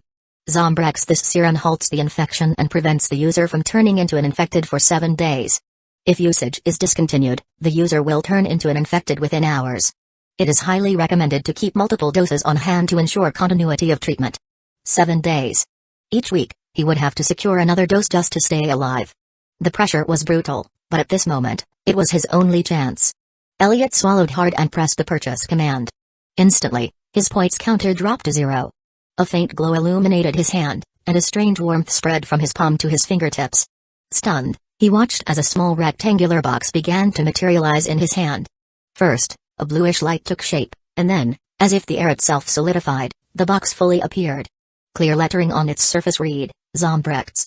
The box contained a single dose, a pre-filled syringe carefully packaged inside a rigid plastic medical case. The design was so familiar that, for a moment, he almost forgot where he was. The surrealness of it all struck him. Something so fantastical existing outside of a video game felt impossible. Elliot held it, his hands trembling slightly, unable to tear his eyes away. If this worked, he had a chance to fight. It wasn't a cure, but it gave him something he had been losing bit by bit, time. Without hesitation, he opened the box, removed the syringe, and injected the dose into his thigh. A sharp sting pierced him, but it was brief. He closed his eyes, waiting for any kind of sign, relief, warmth, some perceptible change. Nothing immediate happened, but a small timer appeared in his field of vision. Time until next dose, 6 days, 23 hours, 59 minutes. Elliot let out a breath he hadn't realized he was holding. This was real. And he had 7 days to secure another dose. All right, he muttered to himself, his jaw tightening. He clenched his teeth, his body aching and drained, as he curled up against the basement wall. His arms, covered in bite marks and clumsily bandaged, burned as if the venom of the infection was coursing through his veins. Will this even work? Or am I just delaying the inevitable? He murmured to himself, his voice barely audible above the faint sounds outside. He had no other choice. It was either this or succumb, becoming one of the monsters that now stalked him. As the infected moved in the distance, Elliot forced himself to think of something else. He closed his eyes, letting his mind drift between echoes of the past and possibilities for the future. He had been abandoned. That much was clear. Fedra had left him for dead, a convenient sacrifice in their brutal survival system. And while the physical pain gnawed at him, the thought of not returning to that oppressive machine was a strange relief. He wouldn't have to see the hollow eyes of the civilians they terrorized, or the bodies hanging in public squares. He wouldn't hear the screams of those who resisted a regime that crushed them without mercy. If this works, he thought, his fingers brushing the edge of the now empty Zombrex case. An idea began to take shape, timid at first, then bolder. He no longer wanted to be a pawn in a corrupt game. If he survived, he would do something different. He would form his own faction, one that fought for something real. One that didn't need to justify its brutality with hollow excuses of order and control. But the weight of exhaustion became unbearable. The adrenaline that had kept him alive finally abandoned him, and his eyelids fell shut as his thoughts spiraled.